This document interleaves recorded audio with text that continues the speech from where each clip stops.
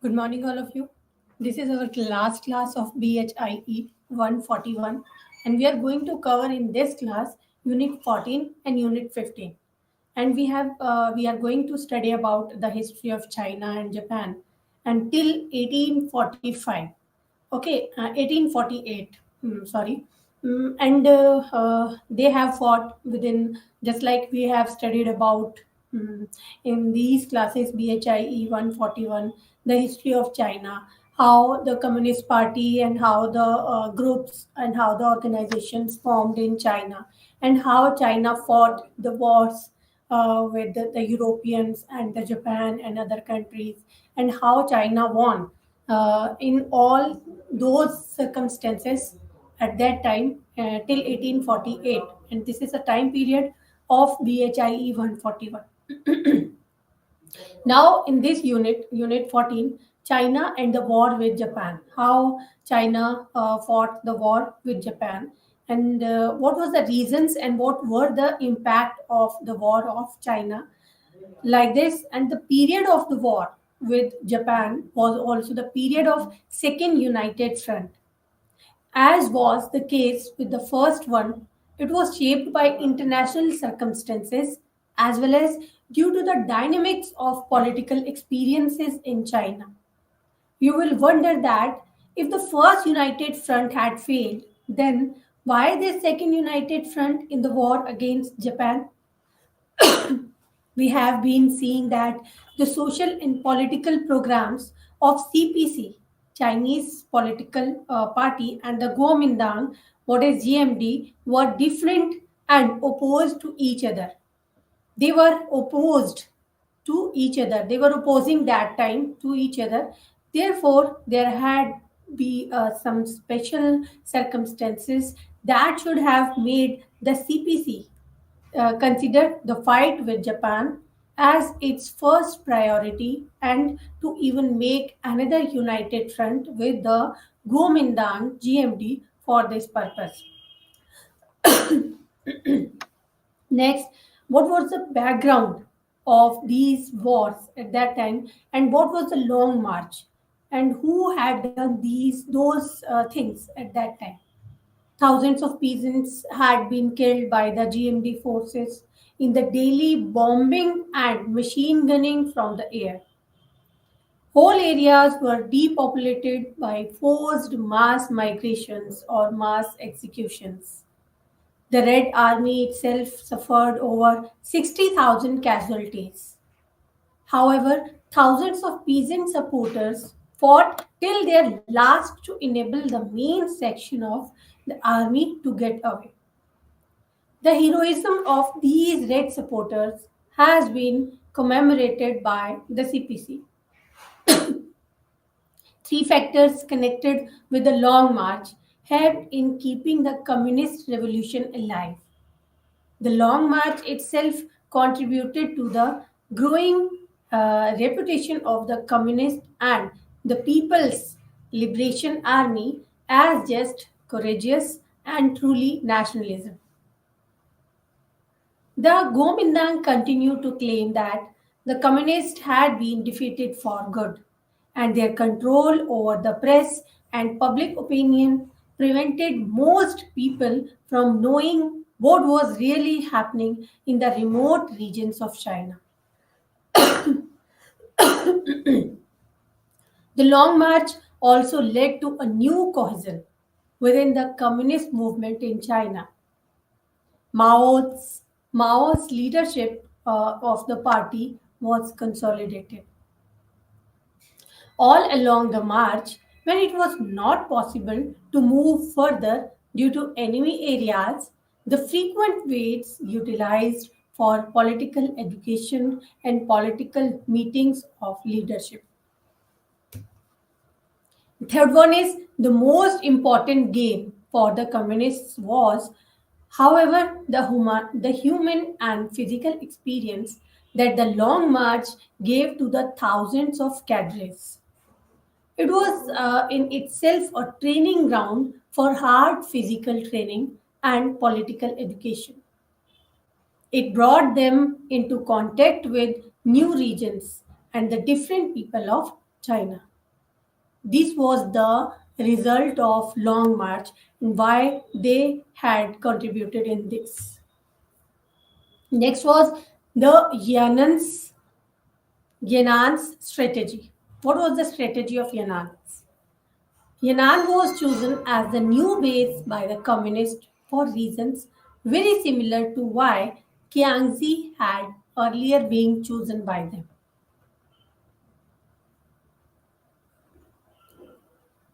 As Edgar Snow pointed out, what he pointed out, Yan'an was ideally suited for defense. Cradle inbound of high, rock ribbed hills.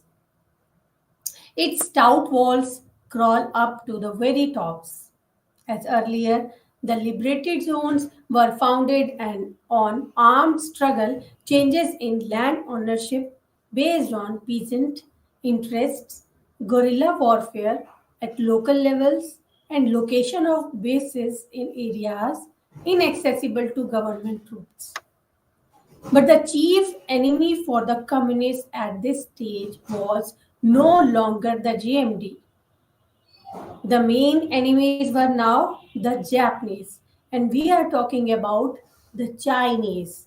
And the main enemies of Chinese were the Japanese we are talking about. Next is international situation. What was the international situation China was facing, and with other countries, how China was behaving like? For this task, the broadest possible front had to be forged not only within China but also with the other countries fighting Japan. The outbreak of the Second World War in 1939 led to the formation of a broad international front against Germany, Italy, and Japan, the fascist power. Who was the fastest power? What about the fastest power? The fastest power which were held in Germany at that time, and with Germany, Italy, and Japan also they were facing these type of things. Means Germany, Italy, and Japan, the fastest power. This broad front consists of England, France, Soviet Union, and after 1941, the US, they called themselves the Allied Forces. They were the Allied Forces, who were England, France, Soviet Union, and after 1941 to 1945, at the time when the Second World War got end at that time, that is 1945. And after 1941, we are talking about US had joined Allied forces also. The social forces of national liberation too joined this broad front. For India, the choice was not so simple. As she was ruled by Britain, India was ruling at that time by Britain because Britishers were ruling in India at that time. But for China, the choice was simple and straightforward because the Allies fought Japan. The Allied forces and Japan. They both are rivals, just like with Japan, Germany, Italy, two countries were with Japan. And what about Allied forces? England, France, Soviet Union, and after 1941, US also joined the hand with Allied forces. Yes, both were rivals at that time. And what about China? Who were the rival of China? Japan. And Japan, the fastest power we are talking about. Yet for the CPC, a larger question was at stake at that time. The popular fronts against Germany, the popular fronts against Germany, Italy, and Japan also represented a fight for the survival of democracy. And the first socialist state, the Soviet Union, both of which the CPC considered as necessary conditions for their own success. That's why the victory of fascism would mean a setback and defeat for China at the hands of Japan, while their defeat would mean an independent China.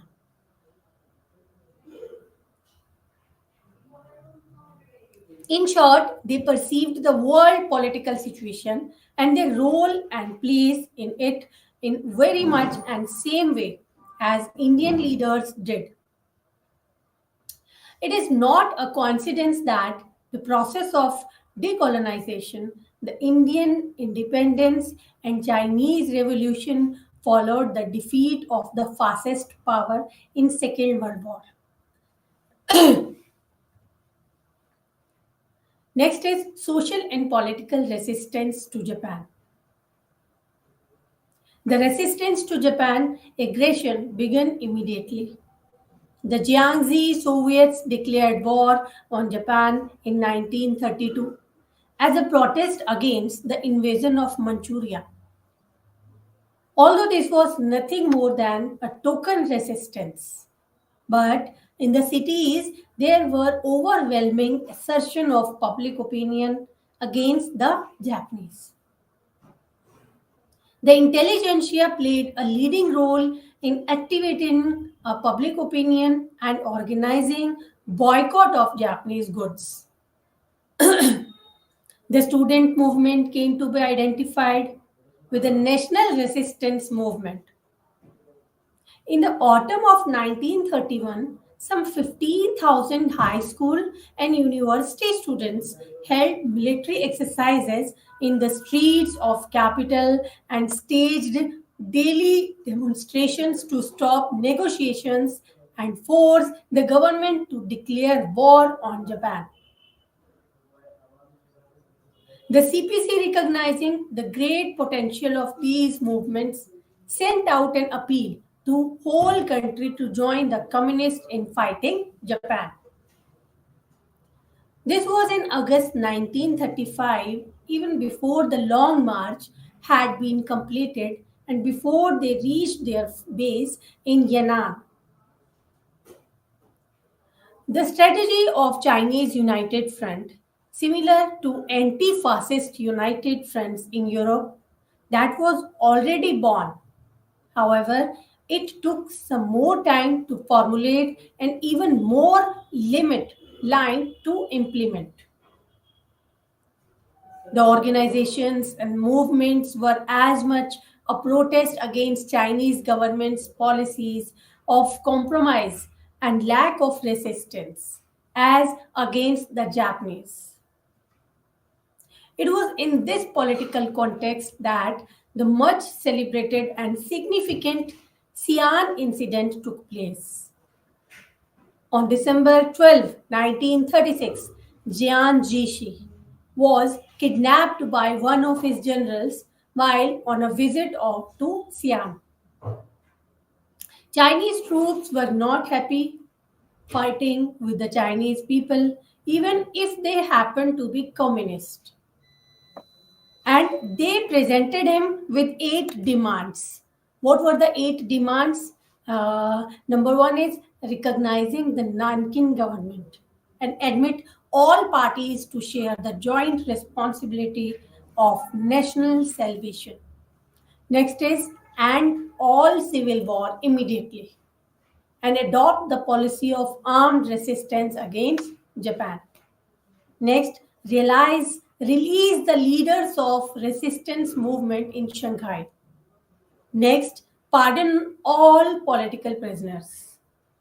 And fifth one is guarantee the people liberty of assembly.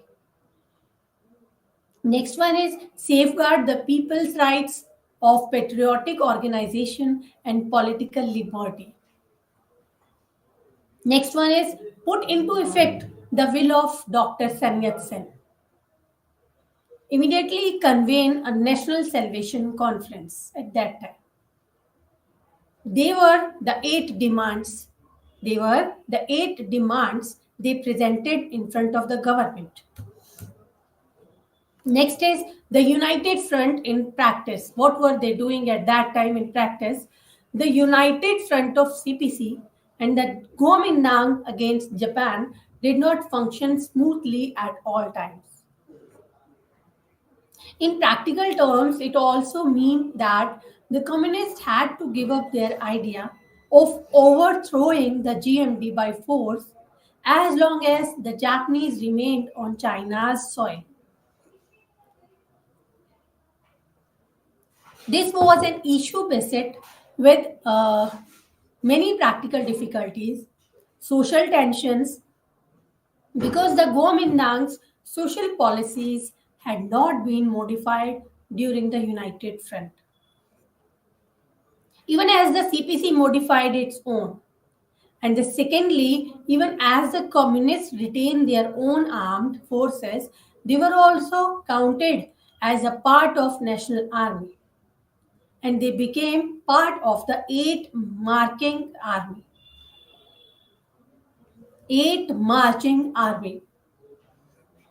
The communist partisan fought bravely against the Japanese. In Hanko, the government and the communists sat together to formulate the plans for the prosecution of war. Another unit of communist army was created. In April 1931, for the first time in the history of Japan, her army suffered a defeat in China. First time. And this was, however, just one battle, only one battle. And thereafter, one place after another in China fell before the economic and military superiority of the Japanese. Everything that counted for them came into their lap. The great ports, the industrial and the commercial centers, the mouth of three main rivers, and the capital. Everything. By 1938, it also became obvious to Jiang Jieshi that because the communists were more effectively organizing the people for guerrilla warfare against the Japanese, they were winning the loyalty of the people because the Chinese people were very well versed in the guerrilla warfare and the Japanese were not. That's why that was only the reason behind before the Japanese at that time, and that was the reason by which the Japanese were lost the war. And the strains within the United Front became more acute, and Chiang again resorted to his earlier policy of blockage of red areas. In spring 1939, his troops moved against the communists in Hunan. After Hunan, Hubei, then Hebei. In November, they partially dismantled the southern part of Yannan's base. And in January 1941, the communist headquarters were attacked and many of their leaders captured or killed. The financial aid to China in the form of 500 million US dollars came to Kuomintang in 1941 when the US joined Allied forces. And Jiang Jieshi was by now, however, more concerned with fighting the communists. Meanwhile, in early 1944, the Japanese began another offensive. In Hunan, they defeated the Kuomintang forces for a matter of weeks. In their further victories to the southwest, they also destroyed the remaining American bases. And what is the Yannan's base and what was the form of resistance, how they resist China, how they resist Japan? Anti Japanese democratic governments were set up in these bases in China, and the communist decision to send their forces behind the enemy lines was not the only way that these bases originated. Other fighting groups appeared spontaneously behind the Japanese lines, like the peasant self defense groups, autonomous guerrillas, groups of students, and even Kuomintang dissidents. The two kinds of efforts completed each other.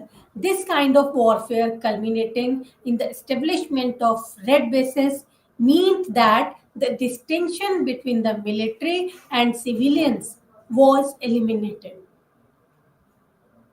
The military organizations ranged from regular army to regional militants and village defense groups. Even peasants who occasionally participated in military action without giving up agricultural work means second option for the peasants, just like peasantry they were doing or agriculture activities, and with agricultural activities they were doing on a part time the military actions. They were participating occasionally when they had no work, then they need to train of military actions at that time.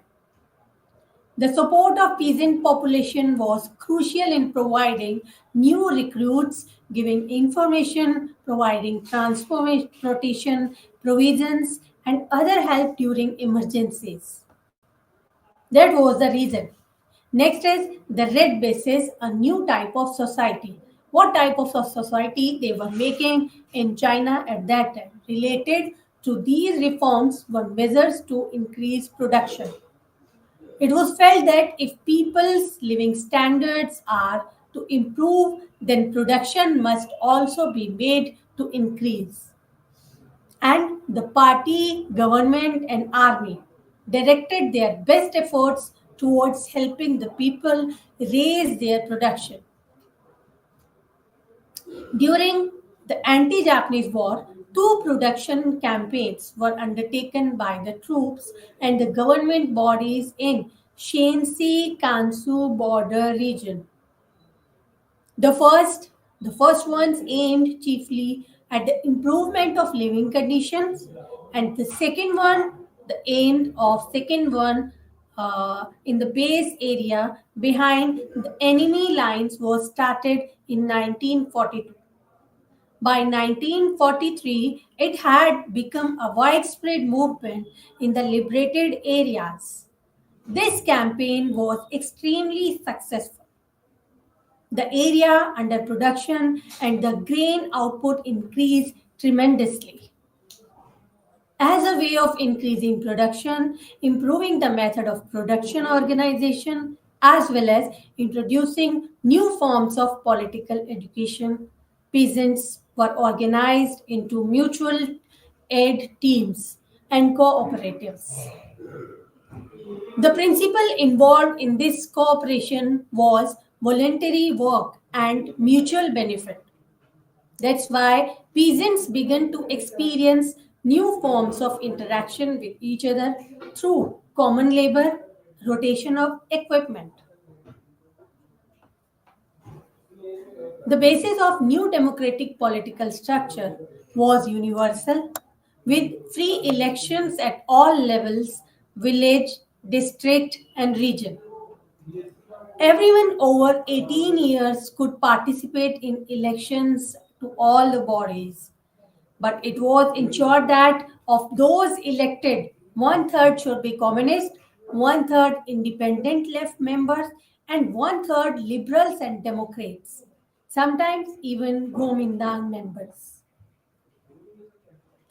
The final phase of this Chinese revolution that was at this time the Japanese offensive also became harsher and blockade against the red areas became complete. The break with the Kuomintang was equally complete. The Japanese followed a policy of kill all, plunder all. They were following that policy. Who were following? The Japanese were following a policy of kill all, plunder all. This was an extremely hard year for the communists. And after the bombing of Pearl Harbor in 1941, the Americans and the British increased their pressure on Japan in China, but they pushed for their own interest. Next, from 1941 to 1943, the Japanese built enormous structure around their occupied zones and fit the edge of liberated red areas. As a result of this renewed offensive, thousands of people were massacred, harvests and villages destroyed. The population in the liberated areas was severely decimated with the regular army reduced to merely 3 lakh men in 1942. The tide could be made to turn only in 1944.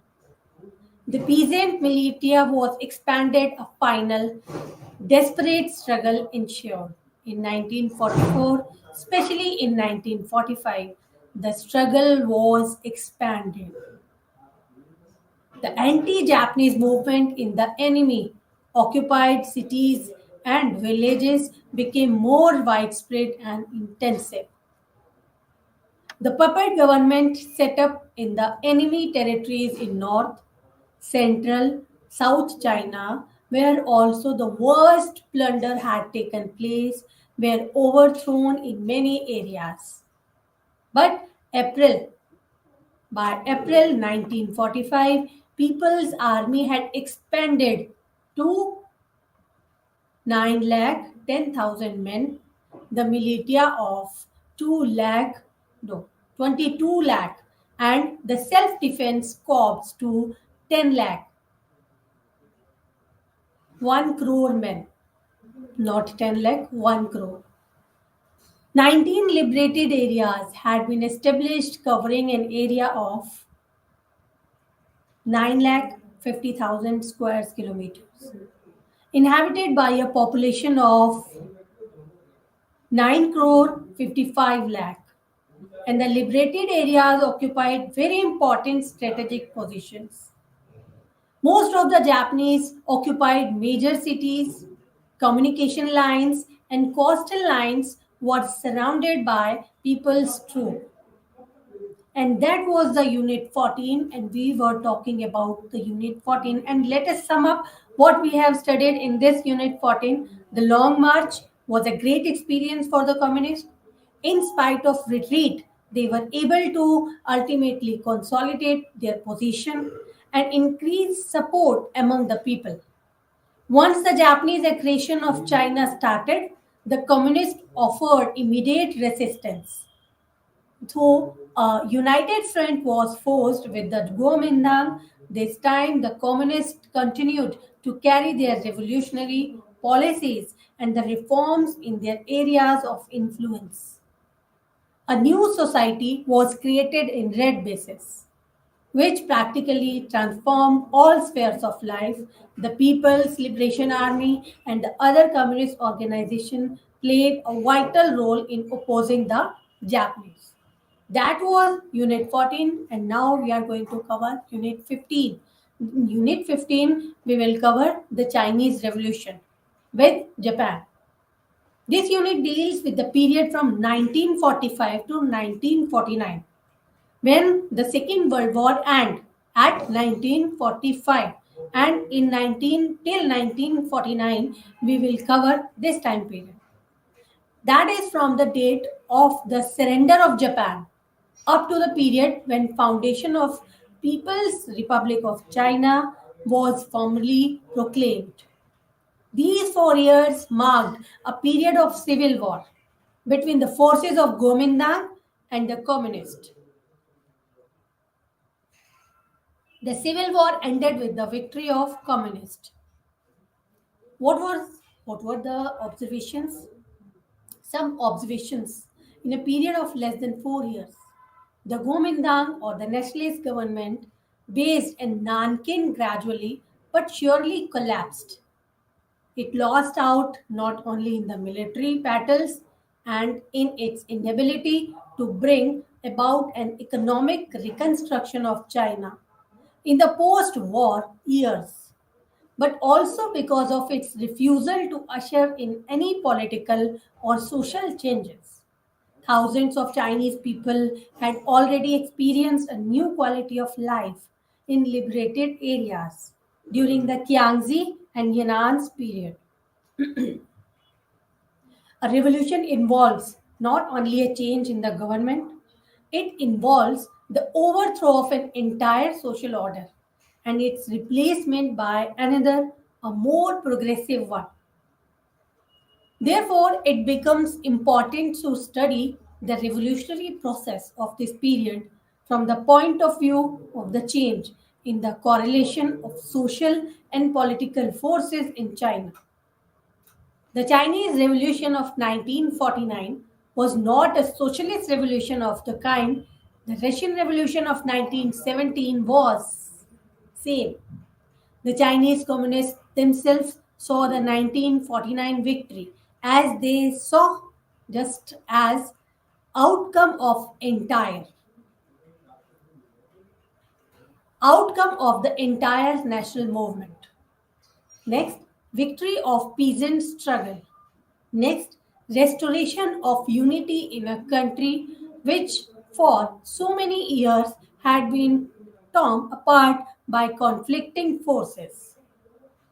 They called it a people's democratic revolution, which brought to political power the communists who stood for socialism. Next, post war situation and the political forces in China. After the revolution, what was the situation, what was the condition, and what they were doing at that time. The post war means after 1945, the role of China. The post war international situation was therefore in favor of the Chinese people in their struggle against the foreign powers and those forces in China which collaborated with the foreign powers. This international climate was of great advantage of the Chinese communists in spite of the fact that in the immediate aftermath of Japanese surrender, the internal balance of forces seemed to weigh heavy in favor of the Kuomintang. The areas considered as the liberated red zones had expanded during the course of anti-Japanese struggle, but then at the end of 1945, the Kuomintang still controlled the major portions of the territory. The major portions of the territory. There, the Kuomintang was controlling properly. All the international powers in 1945 gave legitimate recognition to Kuomintang's position. The Chinese communists were yet to win acknowledgement among the world powers that they enjoyed considerable support among the Chinese people. The Kuomintang was far ahead at the communists in the terms of financial resources, military equipment, control over administration, means of communication, print media, cooperation from the dominant sections of Chinese society.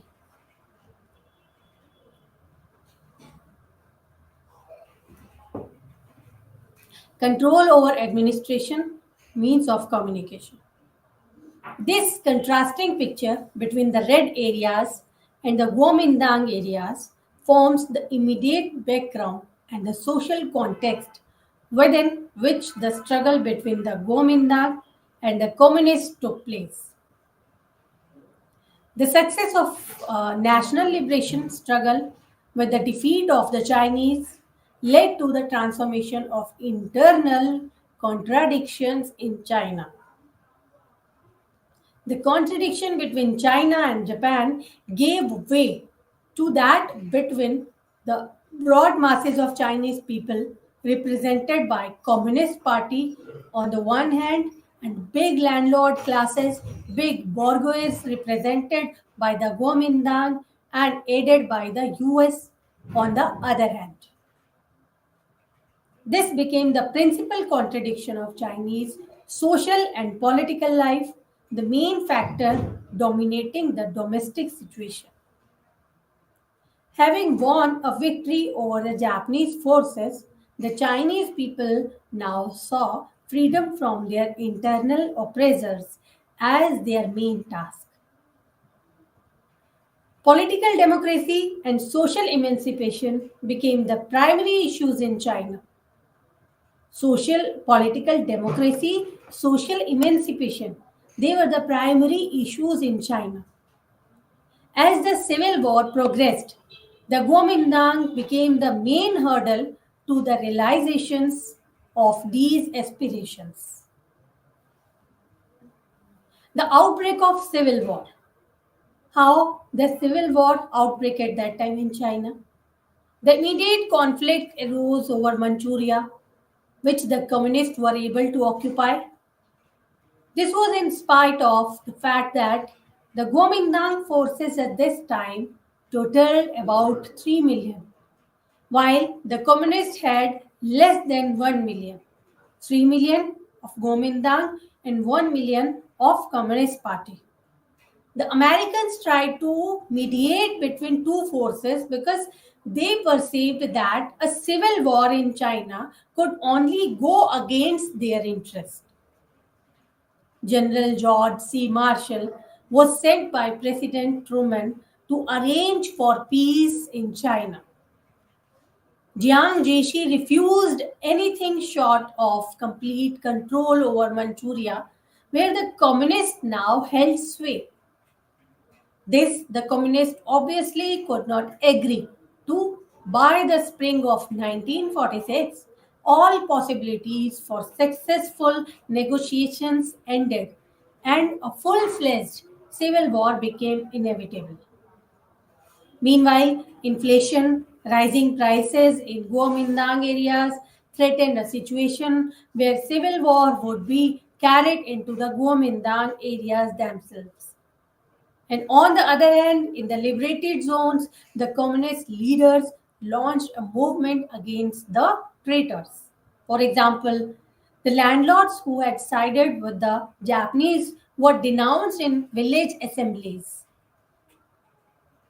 In May 1946, the slogan of land belongs to the tiller. That is a slogan which came in May 1946. Land belongs to the tiller. That was popularized. And landlords also had to pay heavy taxes. In this way, developments in both the Kuomintang areas and the liberated zones contributed towards making class struggle an important dimension of the civil war even before the negotiations had failed. The Chinese people, although sick of years of war, became prepared for another war.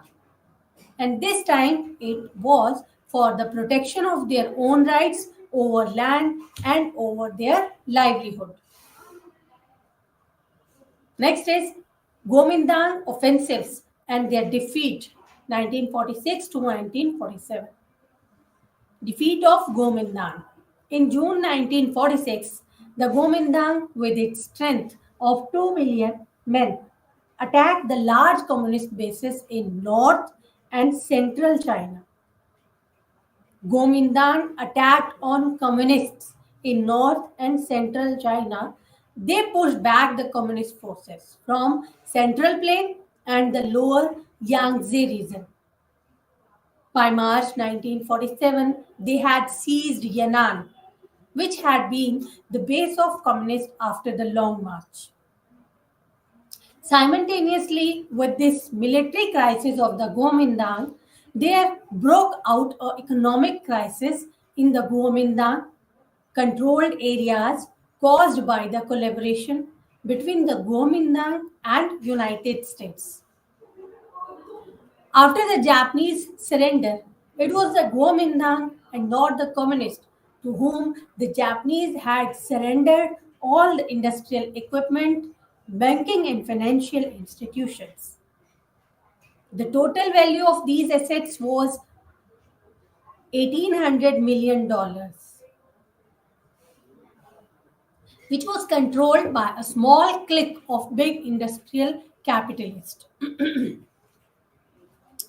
In fact, the capital owned by the four big families in China amounted to 70 to 80% of total industrial capital of China. During civil war itself, in November 1946, the Kuomintang signed the Sino-American Treaty of Commerce, and navigation, which opened China to American products. China was inviting American products to China. By 1947, the United States occupied a decisive role of China's foreign commerce.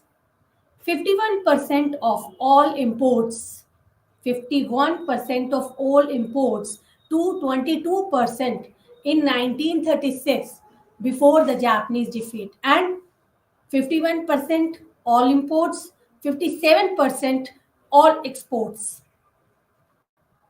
If we are talking and if we want to see the economy of any country, then we should see the exports of that particular country.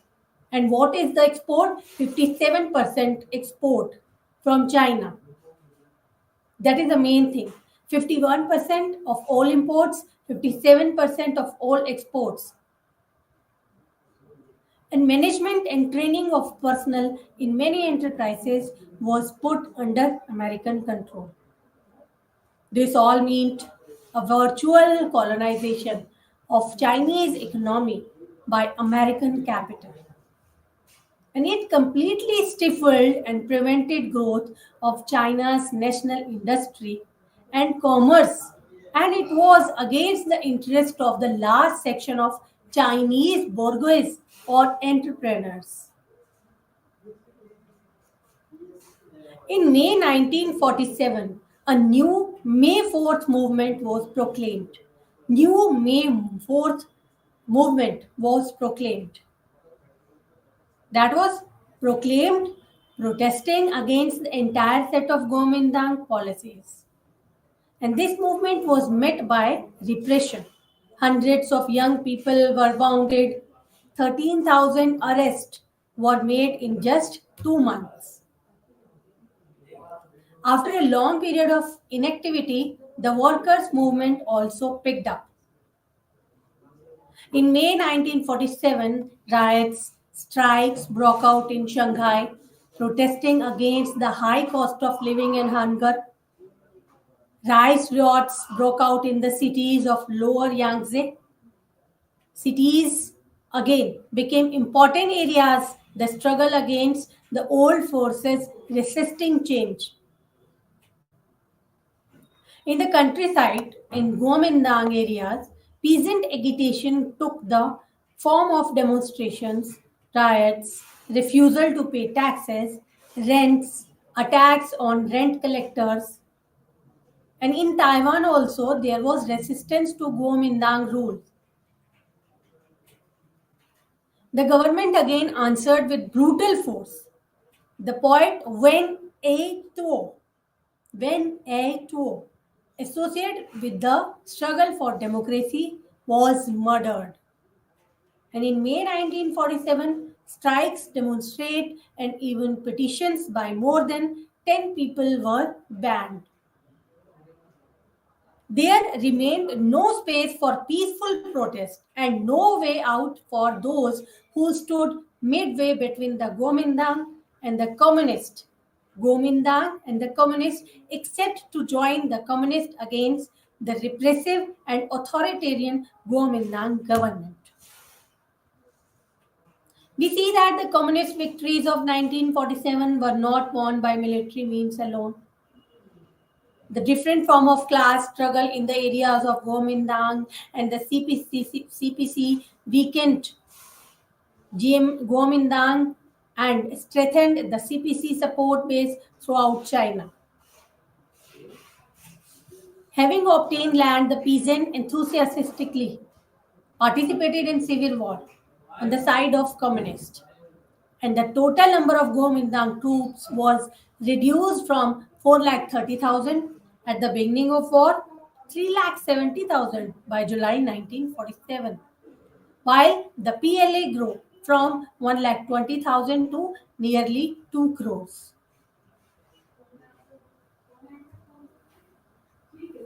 Next, we are going to cover communist victories. How victories came in front of communists in 1948 to 1949. In spring 1948, the PLA, occupied the major cities along the Yellow River. They also reoccupied Yan'an, which had been their base during the anti Japanese War and which they had been forced to abandon in 1946. In three major campaigns, later the Kuomintang forces were completely defeated. In which campaigns? The first of these major campaigns by PLA was in East China, where after 8 days of continued attack, beginning on September 16, 1948. One. Next is Sinan. The capital city of Shandong province was liberated from the Kuomintang forces. As in the earlier phase, the loss of support for the Kuomintang and increased support for the CPC were significant factors in these final victories. The Kuomintang was not able to check price rise and production came to a halt. It lost its support from the people. Who? Kuomintang. The communists, on their part, in 1948-49, tried to win the support of larger sections of people by adopting a more flexible agrarian policies in the new liberated zones. And they tried to be more moderate to begin with. For example, the rich peasants were not touched, and the middle class and the bourgeois were also not alienated through any measures against their interest. The effort was to emphasize national reconstruction and the popular unity of all democratic forces, which also included non communist groups who had opposed the Kuomintang. The idea was put forward by Mao Zedong in his pamphlet. What the idea? On the people's democratic dictatorship and was already implemented in the newly liberated zones. Next was difficulties for the new regime. They made the new regime and what were the difficulties they were facing in the new regime. There were still some drawbacks for the new regime. The world as a whole would not recognize the new regime. They saw in the new regime a defeat for the forces supported by imperialism and a victory for socialism to which they opposed in principle.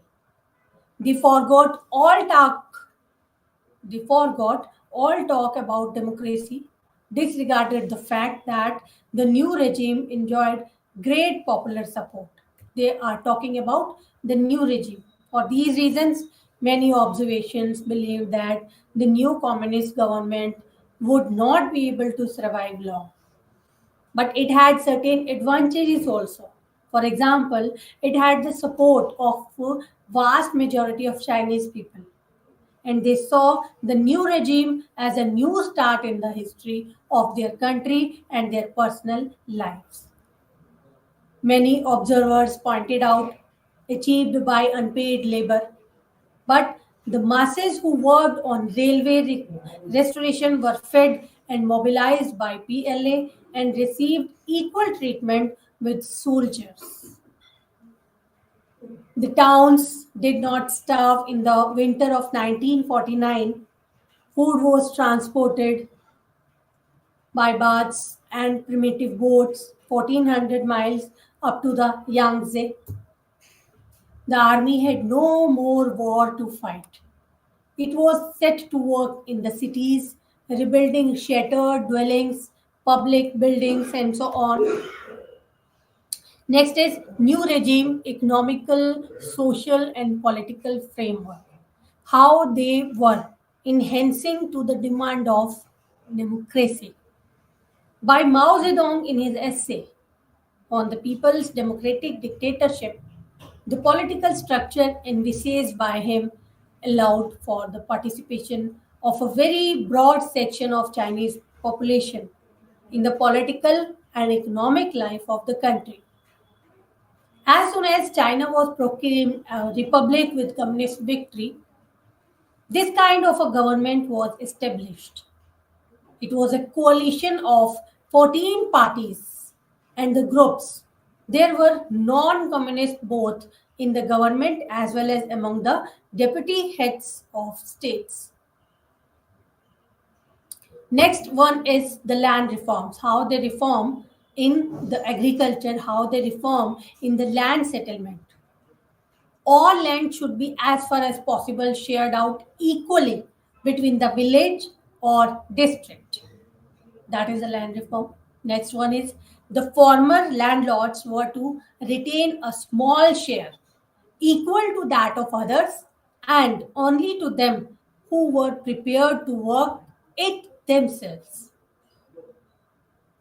This one is also land reform. In keeping with the broad base of new political structure, the agrarian policy was also moderate and such as to retain the support to broader sections of Chinese people in the countryside. As such, it was more moderate than the Civil War policy. It was also a policy geared to promote economic development of the countryside, reshape social and economic relations also. Agrarian reforms also helped to activate the social life in the villages. Health, literacy campaigns were conducted by peasants associations.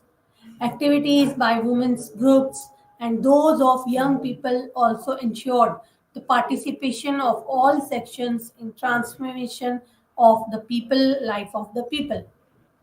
Next one is how they reform in industry. Industry and its management was in the hands of national bourgeois. Communists had very little control over it. Therefore, through the 1950 law, they concerned themselves primarily with labor, unions, price control, distribution of primary materials, and state orders. They represented workers' interest in the factories and also carried out literacy campaigns. Private economy was allowed to develop, even make profit under the general guidance of the state.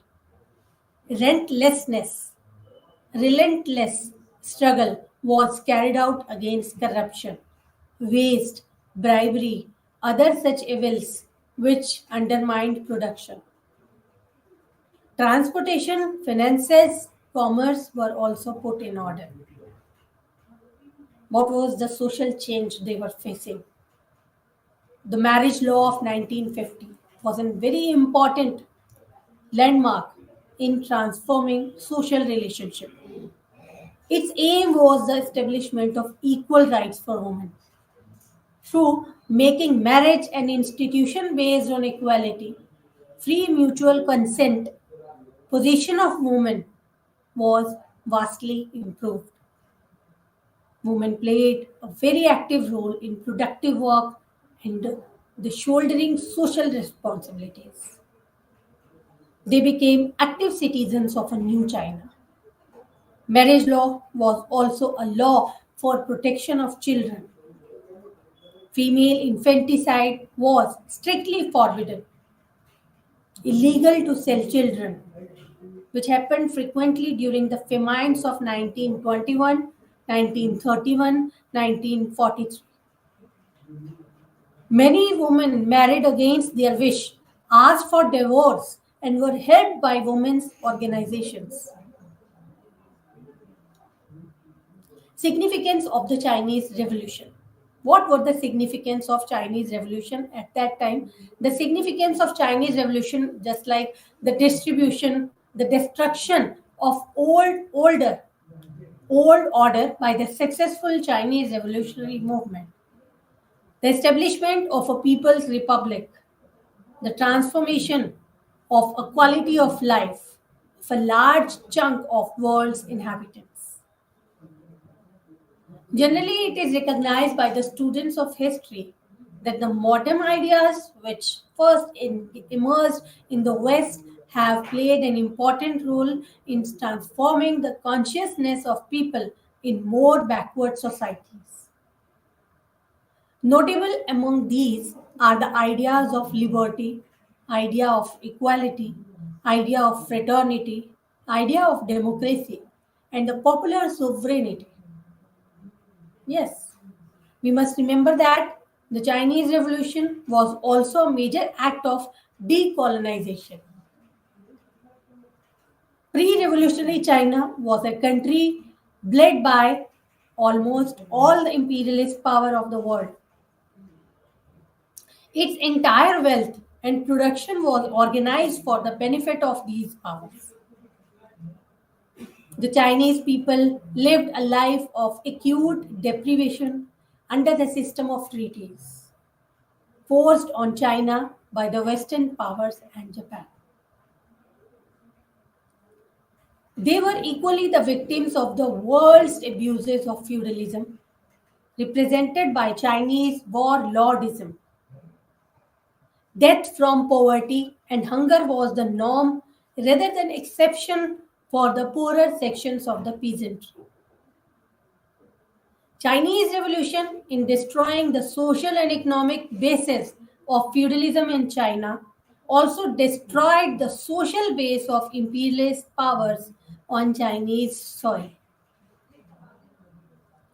In their uncompromising struggle against the imperialist, the Chinese revolutionary masses also gave a rebuff to the Western powers. In assessing the significance and worldwide impact of the successful Chinese Revolution, we must look at it from in historical perspective. If we see in a very historical perspective, then both in area and population. China in 1949 was the largest country in the world. Its territory extended to 9 million square kilometers, and the population, according to official statistics, was 410 million in 1939. If we are talking about at that time 410 million population. The destruction of old order by the successful Chinese Revolution movement and the establishment of People's Republic. Therefore, the transformation of quality of life of a large chunk of world's inhabitants.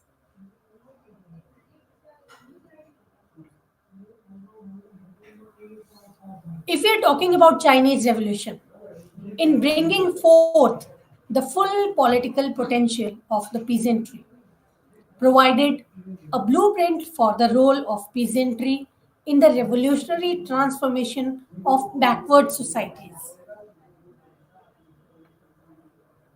Its concept of people's democratic revolution has been incorporated and adapted in program of communist parties in Asian countries.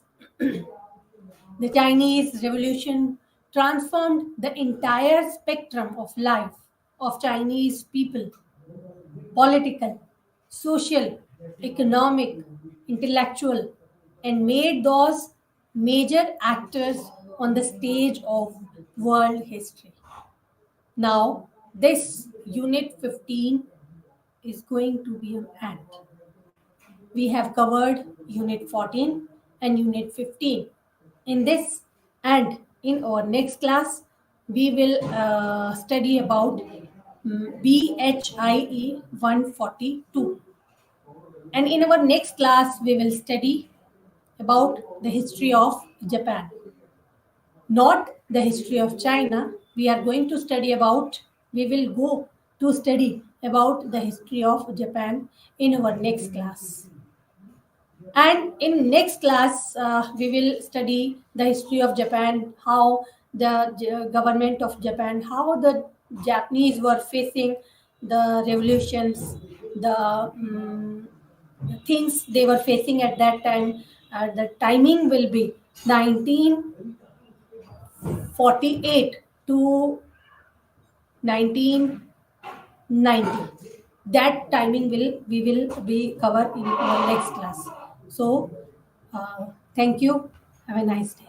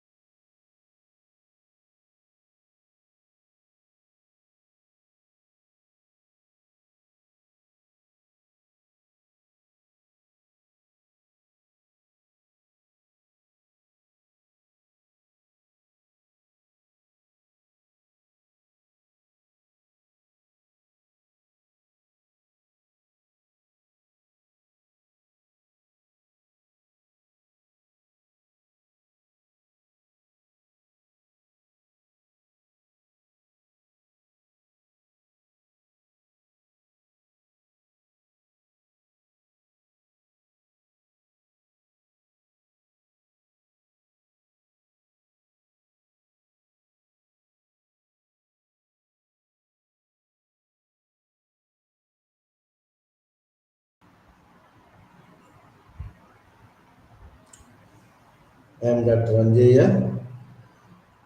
Professor of History, Usmania University from Hyderabad, IGNOR Regional Center.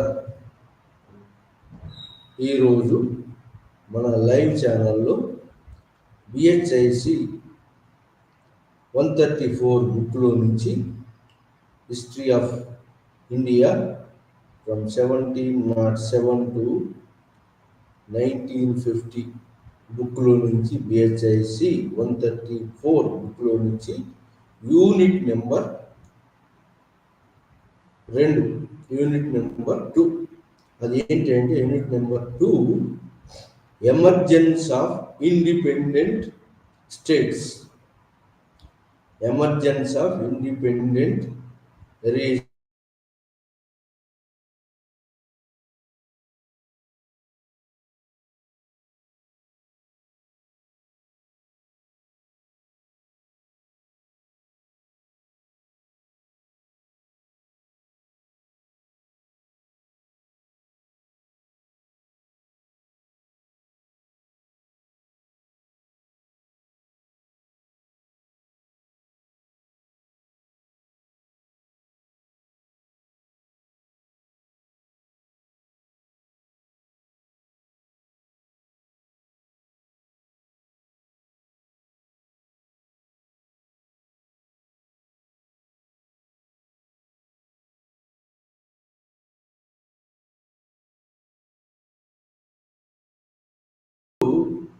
మరి independent states రావటం జరిగింది. అందులో 3 రకాల states emerge అయినాయి. Independent Mughal అధికారము క్షీణించడము, ఏది ఔరంగజేబ్ తర్వాత వారసుల మధ్యన పోట్లాటలు అనుకోండి, మరి నాదిర్ షా దండయాత్ర, అహ్మద్ షా దండయాత్ర, మరాఠాస్ విజృంభణ, మహారాష్ట్ర విజృంభణ, వీటి వల్ల మొఘల్ అధికారం క్షీణించడం మొదలుపెట్టింది. ఎప్పుడైతే క్షీణించడం మొదలుపెట్టిందో కొన్ని ఇండిపెండెంట్ స్టేట్స్ అందులో నుంచి ఎమర్జ్ అయినాయి. వాటిల్లో మొదటి రకం ఏంటంటే మొఘల్ ప్రొవిన్షియల్ ప్రాంతాలను పరిపాలించే వాళ్ళు స్వతంత్రాన్ని ప్రకటించుకున్నారు. అంటే దాన్ని ఏమంటారంటే మొఘల్ సక్సెషన్ స్టేట్స్ అంటారు. మొఘల్ సక్సెషన్ స్టేట్స్ అంటారు. అంటే మొఘల్ ప్రావిన్షియల్ ప్రాంతాలను పరిపాలించే వాళ్ళు తమ స్వాతంత్రాన్ని ప్రకటించుకొని స్వతంత్ర రాజ్యాలుగా ఏర్పడతాయి. అది మొదటి రకమైనటువంటి ఎమర్జెన్స్ ఆఫ్ ఇండిపెండెంట్ స్టేట్స్ అంటారు. మొదటి రకం అది. దాంట్లో ముఖ్యమైనది ఏంటంటే హైదరాబాదు నవాబు, ఔద్ నవాబు అండ్ బెంగాల్ నవాబు అలీవర్డి ఖాన్. హైదరాబాద్ నవాబు అనేవాడు నిజాముల్ ముల్క్ కాషబ్జా. ఔద్ కూడా ఇండిపెండెంట్ స్వతంత్ర రాజ్యంగా అవతరిస్తాయి. ఈ మూడు స్టేట్స్ ను ఏమంటారంటే మొఘల్ సక్సెషన్ స్టేట్స్. అంటే మొఘల్ వారసత్వంగా ఉన్నటువంటి యొక్క ప్రాంతాలను పరిపాలించే వాళ్ళు తమ స్వాతంత్రాన్ని ప్రకటించుకొని స్వతంత్ర రాజ్యాలుగా ఆవిర్భవిస్తాయి. ఇది మొఘల్ సక్సెషన్ స్టేట్స్ అంటారు. రెండవది ఏంటి అంటే మరి ఈ మొఘల్ సామ్రాజ్యం క్షీణించే దశలో నాదిర్ షా దండయాత్ర, అహ్మద్ షా అబ్దాలీ దండయాత్ర టైంలో మరాఠాస్ విజృంభిస్తారు. ఔరంగజేబ్ తర్వాత మొఘల్ వారసత్వ తగాదాలు అయితేంది, రీజనల్ స్టేట్స్, ఈ ప్రాంతాల పరిపాలించేటువంటి ప్రాంతీయ గవర్నర్లు, మొఘల్ ప్రాంతాలను పరిపాలించే ప్రాంతీయ గవర్నర్లు కూడా తమ యొక్క స్వతంత్ర రాజ్యాలను సెంట్రల్ అథారిటీ కాదని స్వతంత్ర రాజ్యాలు ఆవిర్భవించినాయి. ముస్లిం వాళ్ళైనా కూడా తిరుగుబాటు చేసి స్వతంత్ర రాజ్యాలు ప్రకటించుకున్నారు. అట్లాంటప్పుడు మిగతా వాళ్ళు కూడా మరి పార్టిసిపేట్ అవుతారు కదా. ఎందుకంటే ఔరంగజేబు యొక్క విధానాలకు వ్యతిరేకంగా మరి జమీందారులు, రైతులు ఎక్కువ ట్యాక్స్ వసూలు చేయడం, జమీందారులు మరి వీళ్ళందరూ తిరుగుబాటు చేశారు. ఎవరికి? మొఘల్ ఔరంగజేబు వారసుల కాలంలో తిరుగుబాటు చేశారు. దాంట్లో ఈ మొఘల్ సామ్రాజ్యానికి మొట్టమొదటి థ్రెట్ ఎక్కడి నుంచి అంటే మరదాస్ నుంచి వచ్చింది. మహారాష్ట్రియన్స్, మరదాస్ రివోల్ట్ అయ్యింది. మరదాస్ under Peshwas, మరదాస్ under Peshwas confederation of Peshwas,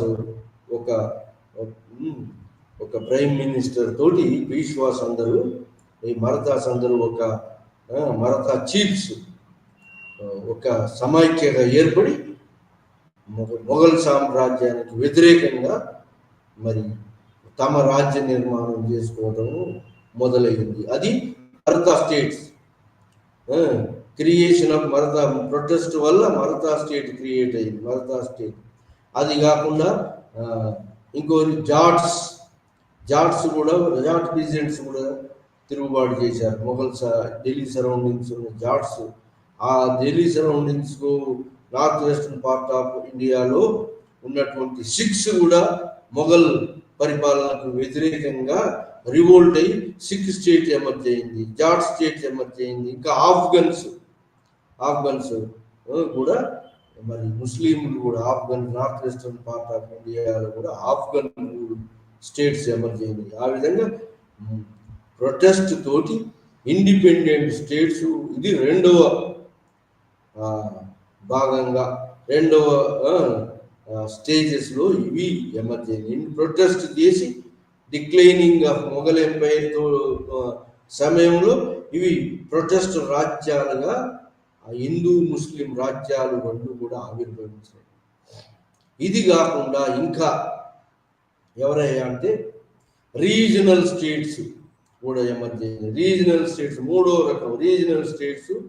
ఇక్కడ ఉన్నటువంటి యొక్క జమీందారులు, మరి అక్కడ ఉన్నటువంటి రైతుల సపోర్ట్ తోటి జమీందారులు రీజనల్ స్టేట్స్, ఒక్కొక్క ప్రాంతంగా మరి ప్రొటెస్ట్ చేస్తూ మొఘల్ అధికారాన్ని ధిక్కరిస్తూ ఎమర్జ్ అయినటువంటి స్టేట్స్, దాన్ని రీజనల్ ఇండిపెండెంట్ స్టేట్స్ అంటారు. ఈ విధంగా మూడు రకాల ఇండిపెండెంట్ స్టేట్స్ వస్తాయి. ఒకటి మొఘల్ సక్సెషన్ స్టేట్స్, మరి మొఘల్కు వ్యతిరేకంగా తిరుగుబాటు చేసి మరి వచ్చినటువంటి స్టేట్స్. మూడవ రకం రీజనల్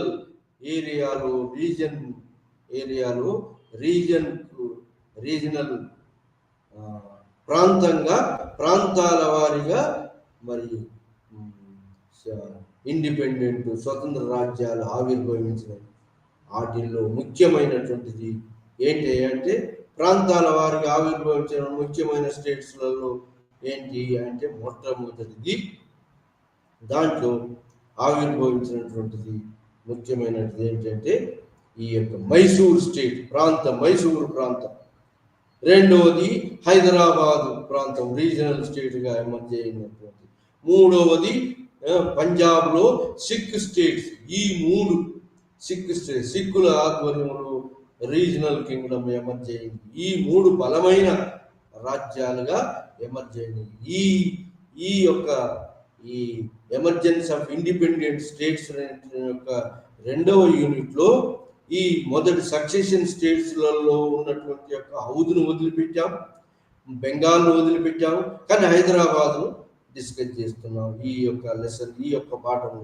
మరి ఆ తర్వాత మరి ఈ ప్రొటెస్ట్ చేసినటువంటి యొక్క మరి రివోల్ట్ చేసినటువంటి వాటిలలో మరతాస్ ఉన్నారు, మహారాష్ట్రియన్స్ ఉన్నారు, జాట్స్ ఉన్నారు, తర్వాత ఆఫ్ఘన్స్ ఉన్నారు, సిఖ్స్ ఉన్నారు. దాంట్లో మరి ఈ రెండవ గ్రూపులో నుంచి మనం సిక్ స్టేట్ చూసి పంజాబ్ సిక్ స్టేట్ గురించి మనం డిస్కస్ చేయబోతున్నాం ఈ యూనిట్లో. మరి ఇంకా కొత్తగా సౌత్ ఇండియాలో ఎమర్జ్ అయినటువంటి యొక్క, ఇప్పుడు సౌత్ ఇండియాలో మైసూర్ స్టేట్ను కూడా మనము మైసూర్ స్టేట్ను కూడా ఈ రీజనల్ ఇండిపెండెంట్ స్టేట్స్ ఎమర్జ్ అయిన వాటిల్లో మైసూర్ స్టేట్ను కూడా మనం డిస్కస్ చేయబోతున్నాం. ఈ విధంగా మూడు స్టేట్స్, ఒకటి మైసూర్ స్టేట్, రెండవది హైదరాబాద్ స్టేట్, మూడవది Punjab Sikh state.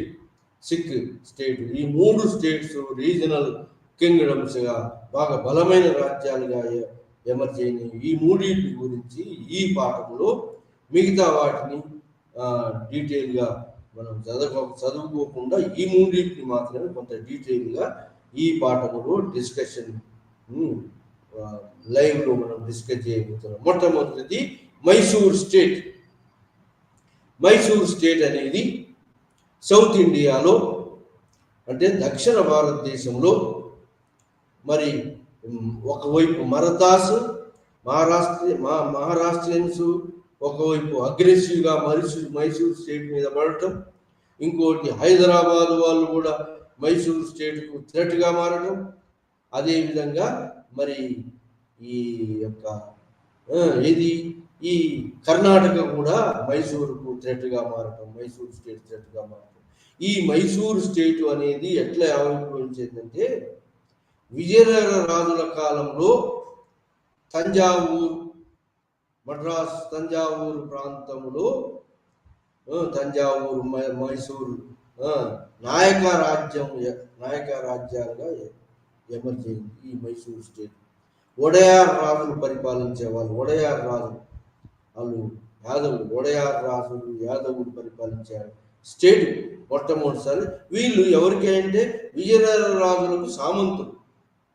16th 17th సెంచరీలో మరి 16th సెంచరీలో విజయనగర సామంతులైనటువంటి ఈ యొక్క నాయక రాజ్యం, ఒడయార్ నాయక రాజ్యం తర్వాత విజయనగర సామ్రాజ్యం క్షీణించిన తర్వాత అది ఇండిపెండెంట్ ఒడయార్ రాజ్యంగా ఒడయార్లు పరిపాలనకు వచ్చి నాయక రాజులు పరిపాలనలోకి వచ్చారు. ఆ విధంగా మొట్టమొదటిసారి విజయనగర రాజులు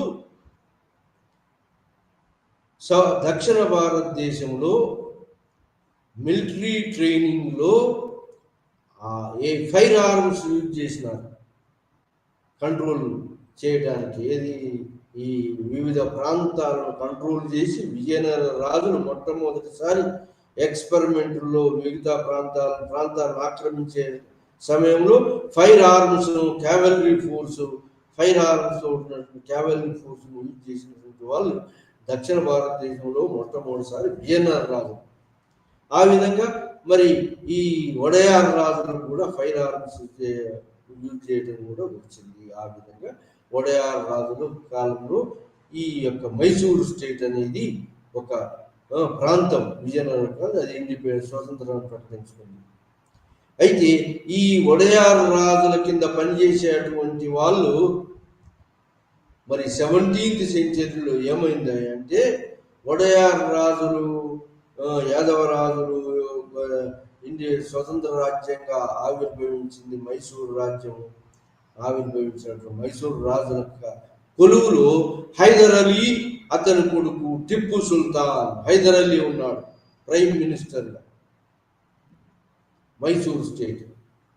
ఆ విధంగా మైసూర్ స్టేట్లో హైదర్ అలీ ప్రైమ్ మినిస్టర్గా ఉండి నెమ్మదిగా బాగా ఆర్మీని మరి మిలిటరీ పవర్ని ఇంక్రీజ్ చేసి మైసూర్ స్టేట్ను బలమైన స్టేట్గా రూపొందించాడు. ఎవరంటే ఆ ఒడయార్ రాజుల కింద ఉన్నటువంటి యొక్క హైదర్ అలీ, దివానుగా ఉన్నటువంటి హైదర్ అలీ బాగా బలమైన స్టేట్గా ఎమర్జ్ చేయడానికి ఇతను మిలిటరీని బాగా రిక్రూట్ చేశాడు. అదేవిధంగా మిలిటరీని కాకుండా యూరోపియన్స్ను, ఫ్రెంచ్ సోల్జర్స్ని పెట్టి ఫైర్ ఆర్మ్స్ తోటి ట్రైనింగ్ ఇప్పించి మరి ఆ విధంగా ఫ్రెంచ్ వాళ్ళతోటి ఫైర్ ఆర్మ్స్ను మరి మిలిటరీ ట్రైనింగ్ను సోల్జర్స్ను డైరెక్ట్గా పేమెంట్ చేసి, పేమెంట్ ఫూడల్ ఆర్మీ కాకుండా డైరెక్ట్ ఆర్మీ పేమెంట్ ద్వారా వచ్చినటువంటి ఆర్మీని మరి ట్రైనింగ్ తోటి సమర్థవంతమైనటువంటి ఆర్మీని కూడా కట్టాడు ఎవరు, హైదర్ అలీ, ఒడయార్ రాజులకి. ఆ తర్వాత నెమ్మది ఏం చేసిన, ఒడయార్ రాజులను తోసివేసి హైదర్ అలీ పవర్లోకి వచ్చాడు. ఇది మైసూరు రాజుగా ఎమర్జ్ అయ్యింది హైదర్ అలీ. ఆ ఎమర్జ్ అయిన తర్వాత హైదర్ అలీ ఏం చేశాడంటే బలమైన సైన్యాన్ని మరి డైరెక్ట్ మిలిటరీ సైన్యాన్ని చేకూర్చుకొని మరి ఆ విధంగా మరి ఈ ప్రాంతం మీద బాగా పట్టు సంపాదించాడు. ఎవరు? హైదర్ అలీ. మైసూరు రాజుగా హైదర్ అలీ సంపాదించి ఈ యొక్క మరి మద్రాసులో ఈస్ట్ ఇండియా కంపెనీ వాళ్ళు హైదర్ అలీ మీద అటాక్ చేయాలని చెప్పి అనుకుంటే హైదర్ అలీ ఏం చేశారంటే ఈస్ట్ ఇండియా కంపెనీ మద్రాసును పట్టుకొని ఈస్ట్ ఇండియా 1769లో హైదర్ అలీ డిక్టేట్ చేసి ఇంగ్లీష్ ఈస్ట్ ఇండియా కంపెనీని ఓడించాడు అతని సైన్యంతో. సో ఆ విధంగా ఇంగ్లీష్ ఈస్ట్ ఇండియా కంపెనీ సైన్యాన్ని ఈజీగా ఓడించి ఈ మైసూరు రాజ్యాన్ని బాగా విస్తరించి బాగా బలమైన రాజ్యంగా రూపొందించినటువంటి వాడు హైదర్ అలీ. ఆ తర్వాత హైదర్ అలీ తర్వాత టిప్పు సుల్తాన్ కూడా అతని కొడుకు కూడా వచ్చాడు. అయితే ఇక్కడ హైదర్ అలీ టిప్పు సుల్తాన్ల కాలంలో ఏంటంటే వీళ్ళు ఒక రెవెన్యూ సంస్కరణలు మరి మిలిటరీ సంస్కరణలు చేశారు, పరిపాలన సంస్కరణలు చేశారు.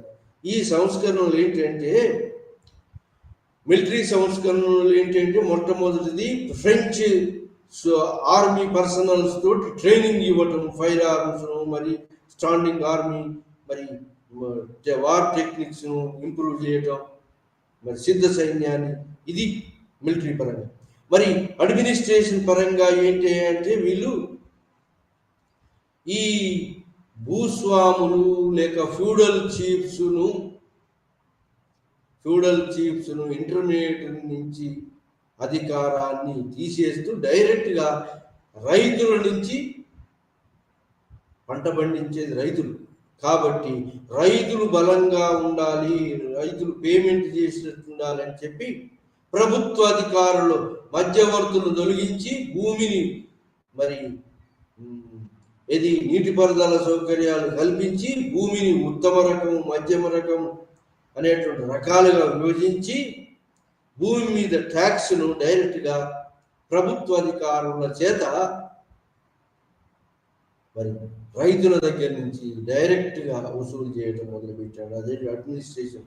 మధ్యవర్తులను తొలగించాడు, ఇంటర్మీడియట్రీస్ లేరుగా, ప్రభుత్వ అధికారులే డైరెక్ట్గా ట్యాక్స్ వసూలు చేసే ప్రెసిడెంట్స్ మధ్యలో మరి ప్రభుత్వం మధ్యలో మరి మధ్యవర్తులు లేకుండా చేశాడు. ఇది పరిపాలన సంస్కరణలు. ఇంకా ఆ విధంగా ఎక్కువ ట్యాక్స్ను డైరెక్ట్గా రైతులు ఇచ్చాయి కాబట్టి ఎక్కువ ట్యాక్స్ను 30% ట్యాక్స్ను వసూలు చేయగలిగింది ఎవరు? హైదర్ అలీ అనుకోండి. అతని కొడుకు టిప్పు సుల్తాన్ ఇంకా ఏంటంటే మధ్యవర్తులను కంప్లీట్గా తొలగించాడు. టిప్పు సుల్తాన్ తొలగించి ఈ యొక్క రెవెన్యూ సంస్కరణలు, భూమిని మరి వర్గాలుగా విభజించి నీటిపారుదల సౌకర్యంలో ఉన్నటువంటి భూమి నుంచి పంటను షేర్గా తీసుకున్నారు. అది పంటను ఒక భాగాన్ని తీసుకున్నారు. అదేవిధంగా డ్రై ల్యాండ్స్లో డబ్బు రూపంలో తీసుకున్నారు. మొత్తం మీద బాగా రైతులకు, ప్రభుత్వానికి మధ్యవర్తులు లేకుండా చేసినటువంటి వాడు టిప్పు సుల్తాన్. రెవెన్యూ విధానము, నూతన రెవెన్యూ విధానం, నూతన ఆర్మీ విధానం, నూతన పరిపాలన విధానం కూడా ప్రవేశపెట్టాడు. ఆ విధంగా ప్రొడక్షన్ ఇంప్రూవ్ చేశాడు ఎవరు? టిప్పు సుల్తాన్. మరి ఆర్మీని మోడర్న్ ఆర్మీతో సమానంగా అభివృద్ధి చేశాడు. ఇంకా యూరోపియన్, ఫ్రెంచ్ సైనికులతోటి తర్ఫీదుని ఇప్పించాడు అతని సైన్యానికి. ఆ విధంగా అతను ఏంటంటే మరదాసు నుంచి, హైదరాబాద్ నవాబు నుంచి, నిజాం నవాబు నుంచి, కర్ణాటక నుంచి కూడా అతను థ్రెట్ను ఎదుర్కోవాల్సి వచ్చింది. అది కాకుండా ఇంగ్లీష్ ఈస్ట్ ఇండియా కంపెనీ నుంచి కూడా అతను థ్రెట్ను ఎదుర్కోవాల్సి వచ్చింది. కాబట్టి ఈ యొక్క ఇంటర్మీడియట్ తొలగించి ప్రభుత్వానికి, రైతులకు మధ్యవర్తులు లేకుండా చేసి రైతుల దగ్గర ఎక్కువ ట్యాక్స్ వసూలు చేసి సిద్ధ సైన్యానికి కావాల్సినటువంటి వనరులు చేకూర్చాడు. పరిపాలన సంస్కరణలు చేశాడు. సో ఇది ఇలాగా ఇంకా ఏం చేశారంటే ఈ జరిగినటువంటి యుద్ధాలు ఎవరికి, ఇంగ్లీష్ ఈస్ట్ ఇండియా కంపెనీకి, మైసూర్ హైదర్ అలీ టిప్పు సుల్తాన్ పీరియడ్లో జరిగిన మైసూర్ వార్స్లలో వార్ ఓరియంటెడ్ అడ్మినిస్ట్రేషన్, బేసికల్గా వార్ ఓరియంటెడ్ అడ్మినిస్ట్రేషన్ రూపొందించాడు. డైరెక్ట్గా మధ్యవర్తులు లేకుండా పరిపాలన ప్రభుత్వాధీనంలో ట్యాక్స్ వసూలు చేయటం మొదలుపెట్టాడు. ఆ విధంగా ట్రేడ్ అండ్ కామర్స్ను కూడా మరి నేటివ్ ట్రేడ్ అండ్ కామర్స్ను ఎంకరేజ్ చేశాడు. బ్రిటిష్ వాళ్ళ యొక్క ట్రేడ్ అండ్ కామర్స్ మీద ఆంక్షలు విధించాడు. ఏది, పెప్పర్ మీద, సుగంధ ద్రవ్యాల మీద, మరి మిగతా ఈ యొక్క మైసూరు ప్రాంతంలో పండేటువంటి కాటన్ మీద, పెప్పర్ మీద, సుగంధ ద్రవ్యాల మీద ఇంగ్లీష్ ఈస్ట్ ఇండియా కంపెనీ మీద నిర్బంధాలు విధించి నేటివ్ ట్రేడర్స్ను ఎంకరేజ్ చేశాడు. ఈ విధంగా మరి చేసినప్పటికీ, ఇన్ని రకాల మరి అతను పోరాడినప్పటికీ, ఆ టైంలో ఉన్నటువంటి యొక్క ఇంగ్లీష్ వాళ్ళ యొక్క డిప్లొమసీ తోటి నిజాం నవాబును వాళ్ళ వైపే మలుపుకున్నాడు ఇంగ్లీష్ వాళ్ళు, మరి మరదాసును వాళ్ళ వైపు మలుపుకున్నారు. సో ఆ విధంగా వీళ్ళు కర్ణాటక వీళ్ళందరూ ఒకటే, ఇంగ్లీష్ వాళ్ళతో చేతులు కలిపి ఈ మైసూరు రాజుతో చేతులు కలపలేదు. మరి నేటివ్ రాజులందరూ ఒకటే ఉంటే ఇంగ్లీష్ ఈస్ట్ ఇండియా కంపెనీని టిప్పు సుల్తాన్ దురదృష్టి కలిగినటువంటి వాడు, మోడర్న్ సైన్యాన్ని తయారు చేసినటువంటి వాడు, ఇంగ్లీష్ ఈస్ట్ ఇండియా కంపెనీ ఈజీగా ఓడించి కంపెనీని పరిపాలన అంతం చేయగలిగినటువంటి వాడు. కానీ అలా జరగలేదు. ఏం జరిగింది, వీళ్ళందరూ కూడా ఇంగ్లీష్ కంపెనీకి మోసపోయి మరి టిప్పు సుల్తాన్కు వ్యతిరేకంగా జట్టుగట్టి టిప్పు సుల్తాన్ ఫస్ట్ మైసూర్ వార్ హైదర్ అలీకి, మరి ఇంగ్లీష్ ఈస్ట్ ఇండియా కంపెనీకి జరిగితే అందులో హైదర్ అలీ గెలిచాడు. తర్వాత సెకండ్ మైసూర్ వార్లో కూడా టిప్పు సుల్తాన్ మరి గెలిచాడు. అంటే ఎటువైపు మరి విక్టరీ కాలేదు. ట్రీటీ ఆఫ్ శ్రీరంగపట్నం చేసుకున్నారు. ఆ విధంగా ఈక్వల్ ట్రీటీని చేసుకున్నారు సెకండ్ మైసూర్ వార్లో. థర్డ్ మైసూర్ వార్లో అతను సైన్యాన్ని మరి ఓటమి సరి చూశాడు. ఎవరు, టిప్పు సుల్తాన్. థర్డ్ మైసూర్ వార్లో శ్రీరంగపట్నం ట్రీటీ చేసుకున్నాడు. ఆ తర్వాత ఫోర్త్, దానికి కూడా చాలా భాగాన్ని ఇతను టిప్పు సుల్తాన్ కోల్పోయినప్పటికీ దానిలో తృప్తి పడలేదు English east India company. Fourth Mysore వార్ను వెలస్లీ పీరియడ్లో 1805 Wellesley period fourth Mysore war తోటి టిప్పు సుల్తాన్ ఎలిమినేట్ చేశారు. మొత్తం మైసూరును తమ ఆధీనంలోకి తీసుకొచ్చున్నారు. ఎందుకంటే మైసూరు స్టేట్ మోడర్న్ స్టేట్గా ఆవిర్భవిస్తుంది కాబట్టి ఇంగ్లీష్ ఈస్ట్ ఇండియా కంపెనీకి బాగా థ్రెట్గా మారింది. కానీ సబ్సిడరీ అలయన్స్లో ఇది ఒప్పుకోవట్లేదు. సైన్య సహకార పద్ధతి సబ్సిడరీ అలయన్స్ ఆఫ్ వెలస్లీని ఒప్పుకోలేదు. అలా ఒప్పుకున్నటువంటి వాళ్ళు ఎవరు, ఈ యొక్క నిజాం నవాబు మరి అట్లా ఒప్పుకున్నాడు. కానీ మిగతా ఈ విధంగా సబ్సిడరీ అలయన్స్ లో ఒప్పుకోకుండా విరోచితంగా పోరాడి ఓడి అసూలు బాసినటువంటి వాడు టిప్పు సుల్తాన్. మోడర్న్ స్టేట్ను మోడల్లో మైసూరు స్టేట్ను తీర్చిదిద్ది ఇంగ్లీష్ ఈస్ట్ ఇండియా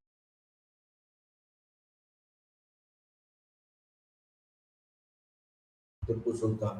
ఆ విధంగా మైసూరు స్టేట్ మొత్తం ఇంగ్లీష్ వారి ఆధిపత్యంలోకి వచ్చింది. కొంత భాగము రాయలసీమ ప్రాంతం మరి ప్రాంతాన్ని వీళ్ళకి ఇచ్చారు. ఎవరికి, నిజాం ఆఫ్ హైదరాబాద్ వాళ్ళకి ఇచ్చారు. వాళ్ళు సాయం చేసినందుకు ఎవరు ఇచ్చారు, ఇంగ్లీష్ ఈస్ట్ ఇండియా కంపెనీ వాళ్ళు ఇచ్చారు.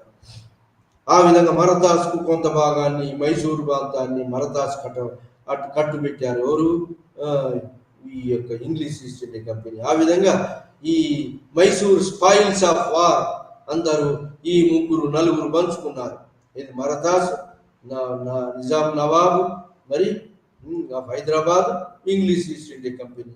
మరి ఇలా కర్ణాటక వీళ్ళందరూ స్పాయిల్స్ ఆఫ్ వార్ పంచుకోవడం జరిగింది. ఇది ఇది ఆ విధంగా మైసూరు స్టేటు రీజనల్ స్టేట్గా, మోడర్న్ స్టేట్గా ఆవిర్భవించినటువంటి సంస్కరణలు, పరిపాలన సంస్కరణలు చేశాడు.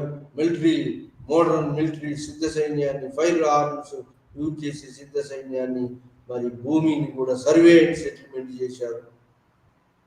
భూమి డైరెక్ట్గా పిజెంట్స్ తోటి యొక్క సంబంధాన్ని పెట్టుకొని మరి ట్యాక్స్ వసూలు చేసినారు. ట్రేడ్ అండ్ కామర్స్ ఎంకరేజ్ చేశారు.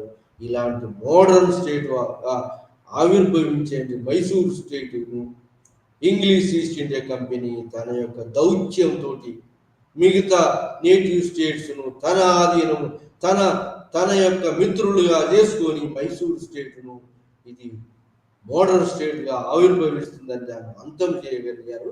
ఇంగ్లీష్ ఈస్ట్ ఇండియా కంపెనీ యొక్క డిప్లొమసీ చాకచక్యంతో చేయగలిగారు. ఆ మైసూర్ స్టేట్ మరి ముందు బాగా ఇంగ్లీష్ ఈస్ట్ ఇండియా కంపెనీకి బాగా థ్రెట్గా మారుతుందని యొక్క అని అంచనా వేసి దాన్ని అంతమొందించారు. అది మైసూర్ స్టేట్ యొక్క రీజనల్ స్టేట్ అంతమొంది. దాని తర్వాత మరి హైదరాబాద్ స్టేట్ ఇంకొకటి. హైదరాబాద్ స్టేటు ఇది 1713లో నిజాముల్ ముల్క్ కాషబ్జాను మొఘల్ రాజులు దక్కన్ సుబేదార్గా చేశారు. హైదరాబాదు మొఘల్ ప్రాంతం నుంచి వచ్చినటువంటి స్టేట్ కాబట్టి అడ్మినిస్ట్రేటివ్ సిస్టంలో కూడా మొఘల్ వారసత్వం ఉంటుంది. మొఘల్ ప్రాంతాలను ఏమంటారంటే మొఘల్ ప్రాంతాలను సుబాలు అంటారు. ఆ విధంగా దక్కన్ సుబాకు అధికారిగా నియమింపబడ్డాడు. ఎవరు? నిజాముల్ ముల్క్ కాషబ్జా I ఆర్ మీర్ కమరుద్దీన్ 1713లో నియమింపబడ్డాడు. ఆ తర్వాత మళ్ళీ అక్కడి నుంచి తొలగించి మరి ప్రైమ్ మినిస్టర్గా మరి 1720లో ప్రైమ్ మినిస్టర్గా మొఘల్ కోర్టుకు తీసుకుపోయినారు. వాళ్ళ యొక్క మొఘల్ కోర్టుకు ప్రైమ్ మినిస్టర్ అయినాడు. ఎవరు? ఈ యొక్క నిజాముల్ ముల్క్ కాషబ్జా I or Mir Qamaruddin prime minister అయినాడు. కానీ అక్కడ ఉన్నటువంటి యంగ్ రాజుకు ఈ ఓల్డ్ మ్యాన్ ప్రైమ్ మినిస్టర్కు సఖ్యత కుదరలేదు. ఆ విధంగా యంగ్ రాజు అతని యొక్క మిత్రులతో కలిసి ఇతను అవమానించటము, మరి హేళన చేయటం మొదలుపెట్టాడు. దానితో విసిగిపోయినటువంటి యొక్క మీర్ కమరుద్దీన్ ఆర్ నిజాముల్ ముల్క్ కాషబ్జా I అనే అతను తన సొంత సైన్యాన్ని కొంచెం కూడగట్టుకొని అప్పటికే ముబారక్ షా అనే అటువంటి వాడిని ఈ యొక్క దక్కన్ సుబేదార్గా అపాయింట్ చేయబడ్డాడు మొఘల్ రాజు చేత. సో ఈ ఇష్టం లేని వాడు కోర్టులో ప్రైమ్ మినిస్టర్గా ఉండని ఇష్టం లేనటువంటి యొక్క మీర్ కమరుద్దీన్ ఆర్ నిజాముల్ ముల్క్ కాషబ్జా డైనాసిటీ వాడు కాషబ్జా I ఆర్ నిజాముల్ ముల్క్ కాషబ్జా మరి తన సొంత సైన్యాన్ని కూడగట్టుకొని ఈ యొక్క ముబారక్ షాను 1724లో చక్రకేడా అనే చోట యుద్ధం చేసి ఆ యుద్ధంలో మొఘల్ సుబేదార్ను తొలగించి తను మొఘల్ దక్కన్ సుబాను, హైదరాబాద్ సుబాను తన ఆధీనంలోకి తీసుకొచ్చుకున్నాడు. ఎవరు? ఈ నిజాముల్ ముల్క్ కాషబ్జా. ఆ తర్వాత ముబారక్ షా మరి వెళ్ళిపోయినాడు. ఈ నిజాముల్ ముల్క్ కాషబ్జా I మొఘల్ వారసత్వాన్ని కొనసాగిస్తూ మొఘల్ యొక్క రాజును, మొఘల్ చక్రవర్తులను తన యొక్క ప్రార్థనలు అంటే హైదరాబాద్ ప్రార్థనలు కుతుబ్బాల చదివేటట్టు మొఘల్ ఖైన్స్ వాళ్ళ యొక్క సిక్కా మీద కూడా మొఘల్ రాజును మరి సామంతునిగా అంటే మొఘల్ రాజులకు సామంతునిగా పరిపాలన కంటిన్యూ చేస్తుందని అని ప్రకటించుకొని మొఘల్ వారసత్వంగా వచ్చినటువంటి యొక్క పరిపాలన విధానాన్ని కొనసాగించాడు నిజాముల్ ముల్క్ ఆషఫ్-జా.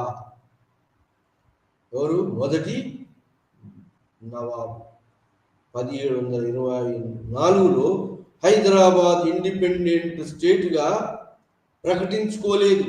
కానీ నవాబుగా, అంటే మొఘల్ నవాబుగా, మొఘల్ సుబేదారుగా కుతుబ్బా చదువుతూ, అంటే ఫ్రైడే ప్రేయర్లో అతని పేరు చదువుతూ వాళ్ళ నాణ్యాల మీద మొఘల్ యొక్క రాజు యొక్క చిహ్నాన్ని వేస్తూ సుబేదార్గా సామంతునిగా పరిపాలన చేస్తారని ప్రకటించుకున్నాడు. కానీ నిజానికి సామంతుగా కాకుండా ఇండిపెండెంట్గానే పరిపాలన మొదలుపెట్టాడు. ఇక్కడ అడ్మినిస్ట్రేషన్లో అంతకుముందు ఉన్నటువంటి మొఘల్ పద్ధతిలో ఉన్నటువంటి, మొఘల్ సిస్టంలో ఉన్నటువంటి ఆఫీసర్స్ను తొలగించి తన యొక్క ఆఫీసర్స్ను పెట్టుకున్నాడు. తన యొక్క అనుయాయులను, తనకు మెప్పు పొందినటువంటి వాళ్ళను పరిపాలనలో మొఘలుల యొక్క అనుయాయాన్ని తీసేసి తమ సొంత అనుయాయాన్ని పెట్టుకున్నాడు. ఎవరు? నిజాముల్ ఆషఫ్-జా. పేరుకు మాత్రమే మొఘల్ సుబేదార్, మొఘల్ రాజుకు సామంతుడని కుతుబ్బాలో ప్రేయర్లో చదవడం తప్ప మరి పరిపాలనలో మాత్రం సొంత నిర్ణయాలు తీసుకొని సొంత మనుషుల్ని పెట్టుకున్నాడు. ఇది తనకు బాగా నమ్మకమైన వాళ్ళని పెట్టుకున్నాడు. నామినల్గానే ఇది మొఘల్ యొక్క వారసత్వం ఎలా ఉంటుంది? నామినల్గానే మొఘల్ వారసత్వం లక్షణాలు కొనసాగినాయి. కానీ ఇక్కడ ఇంకోటి, మైసూర్కు దీనికి తేడా ఏంటంటే పరిపాలనలో మైసూర్ రాజులు ఇంటర్మీడియట్రీస్ అందరినీ తొలగించారు, మధ్యవర్తులు. కానీ ఇక్కడ హైదరాబాదులో మధ్యవర్తులు, ఇంటర్మీడియట్రీస్ అనే వాళ్ళు, చీఫ్స్, అక్కడ ఇంటర్మీడియట్ చీఫ్స్ను తొలగించి పరిపాలన ప్రభుత్వాధీనంలోకి, డైరెక్ట్ పరిపాలన ప్రభుత్వాన్ని ఆధీనంలోకి తీసుకొచ్చారు మైసూర్ స్టేట్ రాజు. కానీ ఇక్కడ ఇంటర్మీడియట్ జాగీర్దారులు, జమీందారులు వాళ్ళ వారసత్వ అధికారాలతో కొనసాగుతూ వాళ్ళు యాన్యువల్ కప్పం కడుతుండాలి. ఎవరికి? నిజాం నవాబు. అట్లా జమీందారులు, జాగీర్దారులు, మరి ఇంకా హిందూ సంస్థానాధీశులు కూడా ఉన్నారు. సో ఈ విధంగా ఇంటర్మీడియట్ మధ్యవర్తులను, పరిపాలనలో మధ్యవర్తులైనటువంటి జమీందారులను కానీ, జాగీర్దారులను కానీ, మరి హిందూ సంస్థానాధీశులను కానీ వీళ్ళు తొలగించలేదు. వాళ్ళ యొక్క పరిపాలనను, వాళ్ళ యొక్క పరిపాలన స్వతంత్రంగా వాళ్ళు పరిపాలించుకుంటూ నిజాం నవాబుకు మరి పరహానం ఇంత కప్పం కట్టాలి అనే అగ్రిమెంట్ మీద వాళ్ళను ఫ్యూడల్ మోడల్లో, మొఘల్ మోడల్లో, ఫ్యూడల్ మోడల్ సిస్టంలో కొనసాగించాడు, ఇంటర్మీడియట్ ఉంచాడు. ఇంకా వాళ్ళు కాకుండా ఇంకెవరైనా వకీల్స్, మధ్యవర్తులు కూడా ఉంటారు. అంటే మొఘల్ ప్రాంతాల అధిపతులు లేదా మధ్యవర్తి అంటే రెండు గ్రూపుల మధ్య సయోధ్య కుదిర్చడానికి ఒక మధ్యవర్తులు కూడా ఉండేవాళ్ళు. ఎవరు? నిజాం నవాబుకు మరి ప్రాంతీయ అధిపతులకు మధ్యలో సయోధ్య కుదిర్చేటువంటి వాళ్ళు, లేదా ఒక ఆఫీసర్కు, ఒక ప్రాంతం, ఒక అధికారికి ఇంకొక అధికారి, నిజాంకు మధ్యలో సయోధ్య కుదిర్చే వకీల్స్ కూడా ఉన్నారు. ఇంటర్మీడియట్ కాకుండా వకీల్స్ కూడా ఉన్నారు. ఇక్కడ ల్యాండ్ రెవెన్యూ సిస్టమ్ ఎట్లా ఉండేదంటే, ఇక్కడ ఈ హైదరాబాద్ స్టేట్లో ల్యాండ్ రెవెన్యూ నిజామత్, జమాబందీ అంటే ఎంత వసూలు చేసేది, మరి జమాబందీ వసూలు చేసేది. మరి అసెస్మెంట్ చేసేవారు కమీల్స్ అంటారు. అసెస్మెంట్కు వసూలు చేసే వాళ్ళకు వసూలు ఎవరితోటి? ఈ యొక్క దేశపాండేలు, దేశ్ముఖులు, లేక ఈ యొక్క ఫ్యూడల్ చీఫ్స్ యొక్క కాన్సెంట్ తోటి ఈ యొక్క ట్యాక్స్ను వసూలు చేసేవాళ్ళు ఎవరు? నిజాం నవాబు. ఇంత నిర్ణయించేవాళ్ళు, నిర్ణయించేదాన్ని వసూలు చేసేవాళ్ళు. అంటే వసూలు చేసేది ఎప్పుడుగా తక్కువగా ఉండేది, నిర్ణయించేది కమీల్ అనేది ఎక్కువగా ఉండేది. జమాబందీ లేదా వసూలు చేసేదో తక్కువ ఉండేది. అసెస్మెంట్లో విధించింది మాత్రం ఎక్కువగా ఉండేది ఎప్పుడైనా. ఆ విధంగా కొంత షేర్ మాత్రం ఎవరైతే ట్యాక్స్ కలెక్షన్ చేస్తారో వాళ్ళకి చెందేది. ట్యాక్స్ కూడా ఎవరి అనుమతితోటి, ఎవరి యొక్క సలహా మేరకు ఈ ఫ్యూడల్ చీఫ్స్ ఉన్నారే, సామంతులు లేదా లోకల్ చీఫ్స్, దేశపాండేలు, దేశముఖులు, లోకల్ చీఫ్స్ను సలహాతోటి పన్నును విధించే వాళ్ళు, కొంత షేరు వాళ్ళకు కూడా పోయేది. ఎందుకంటే వాళ్ళు పరిపాలనను చూస్తున్నారు కాబట్టి వాళ్ళకు పోయేది. ఆ విధంగా మరి పరిపాలనలో ఇంకా దఫెదార్స్ అనే వాళ్ళు ఉండేవాళ్ళు. దఫెదార్స్ అంటే ట్యాక్స్ ఎంత వేయాలి అని రికార్డును తయారు చేసే వాళ్ళు దఫెదార్స్ అంటారు. దఫ్తర్దార్స్ మరి నిర్ణయించేది ఎంత ట్యాక్స్ వేయాలి, ఎంత ట్యాక్స్ విధించాలనేది దఫ్తర్దార్స్. రికార్డు కీపర్స్ వాళ్ళు రికార్డు రూపంలో ఎంత ట్యాక్స్ వేయాలి, ఇంత కలెక్షన్ చేయాలని నిర్ణయించే అధికారం దఫ్తర్దార్స్కి ఉంటుంది. వీళ్ళకు ఫ్యూడల్ చీఫ్స్ ఉండదు, దఫ్తర్దార్స్కి, రికార్డు కీపర్స్కి ఉంటుంది. దాని ప్రకారం వీళ్ళు ట్యాక్స్ వసూలు చేయాలి, కొంత భాగం వాళ్ళు తీసుకోవాలి. ఇలాంటి యొక్క ఇంటర్మీడియట్రీస్ కొనసాగారు నిజాం నవాబ్ స్టేట్లు, హైదరాబాద్ స్టేట్లు.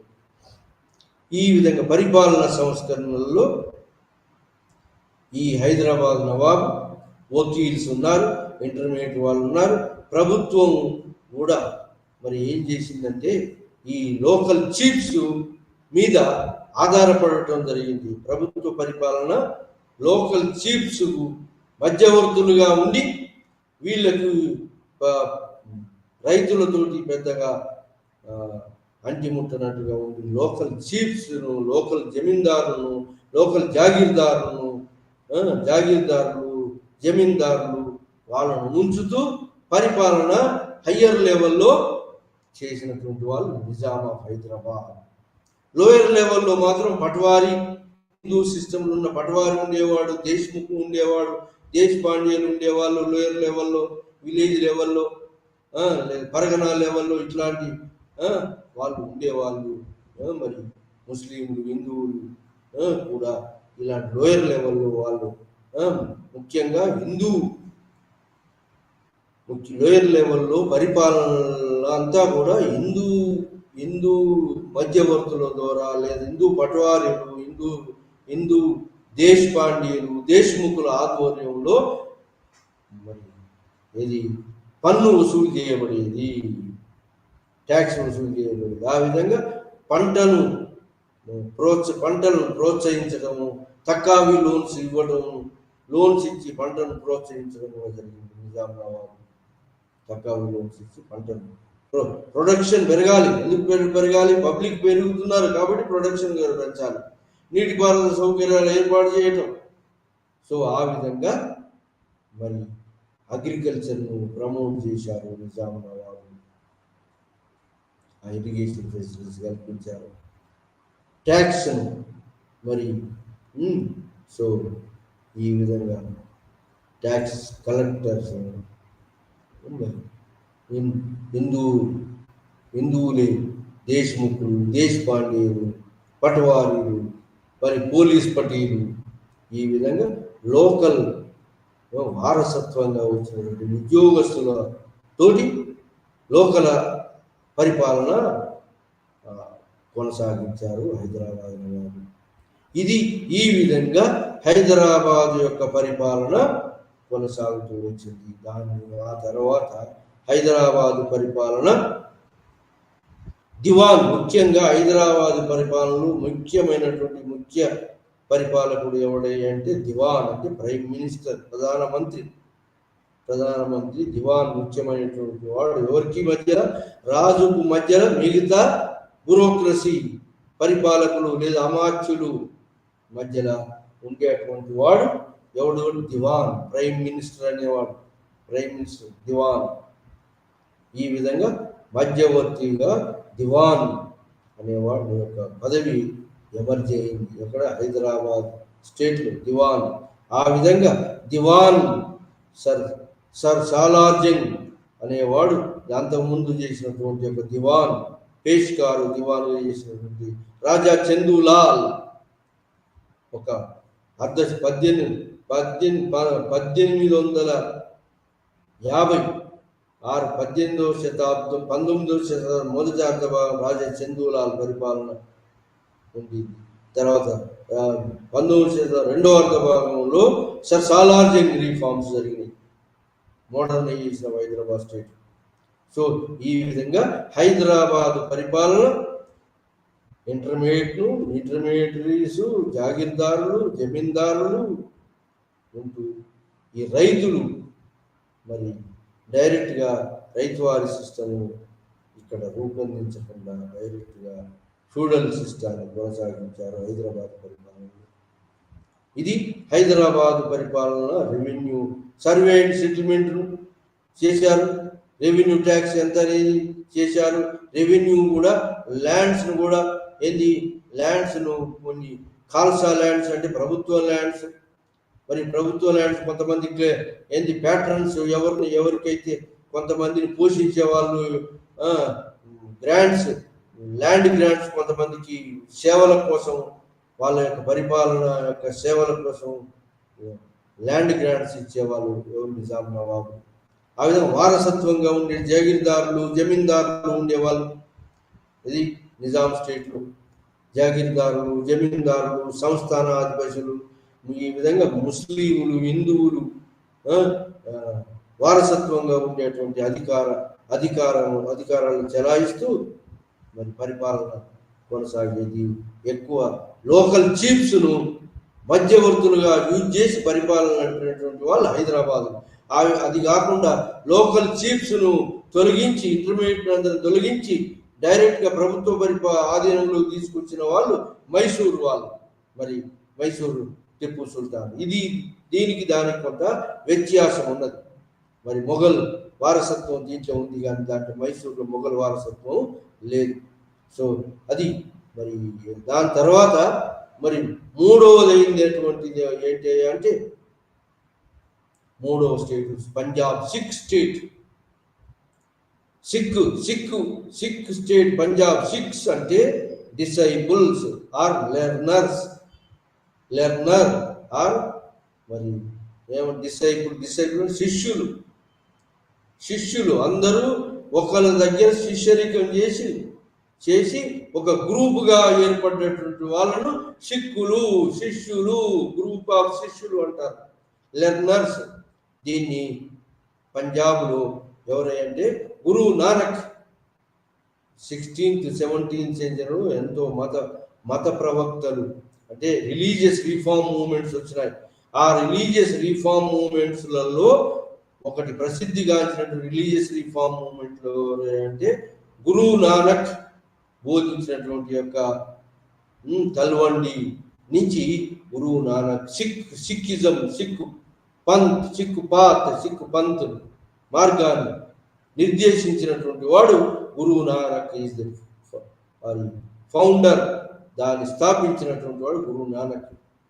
సో గురు నానక్ మరి సిక్ అంటే ఫాలోవర్స్ ఆఫ్ ది గురు.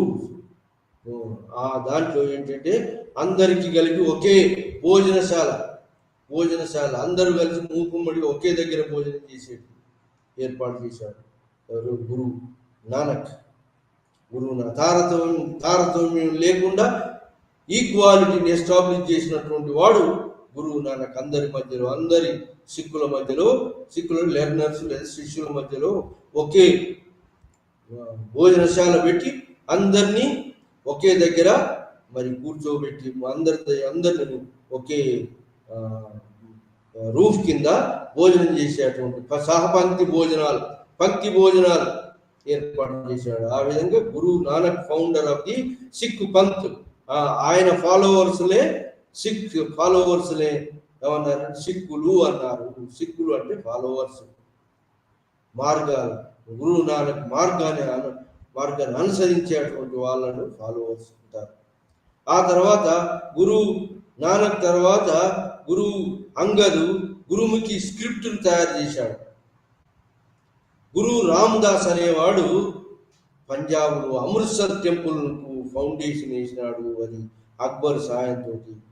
మరి ఆ అమృత్సర్లో పెద్ద సిక్కు దేవాలయం ఎమర్జ్ అయింది.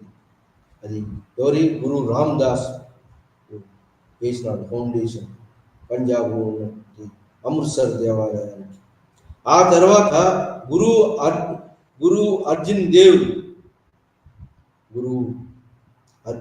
అనేవాడు ఆది గ్రంథాన్ని హోలీ బుక్ను సిక్కుల యొక్క ఆది గ్రంథం హోలీ బుక్ను తయారు చేశాడు గురు అర్జున్ దేవ్. దాని తర్వాత గురు హరిగోవింద్ సింగ్, గురు హరిగోవింద్ సింగ్ ఏం చేశాడు? ఈ సిక్కులను ఒక మిలిటరీ ట్రైనింగ్, ఆర్ట్ ఆఫ్ వార్ఫేర్ను నేర్పించాడు హరిగోవింద్ సింగ్. దాని తర్వాత గురు తేజ్ బహదూర్ సింగ్ 9వ గురువు ఏం చేశాడు? వీళ్ళందరినీ ఒక సమూహాన్ని అంతా ఒక ఆర్గనైజేషన్ కింద తీసుకొచ్చాడు. దాన్నే సిక్ ఖాల్సా ఆర్గనైజేషన్. ఆ విధంగా ఈ సిక్కులకు మొఘళ్ళకు మధ్యలో వచ్చినటువంటి కాన్ఫ్లిక్ట్స్ మధ్యలో సిక్కులను అణిచివేయాలని చెప్పి మరి మొఘల్ రాజు ఔరంగజేబు, మరి ఆ తర్వాత ఔరంగజేబు కన్నా ముందు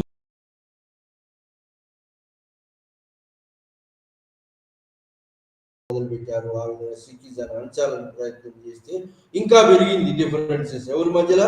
మొఘల్ రాజుల మధ్యలో, సిక్కుల మధ్యలో పెరిగి ఆ విధంగా సిక్ గురు అర్జున్ దేవ్ ఆది గ్రంథ్ రాశాడు. ఆది గ్రంథ్ సిక్కు యొక్క మత గ్రంథాన్ని రాశాడు. ఆ విధంగా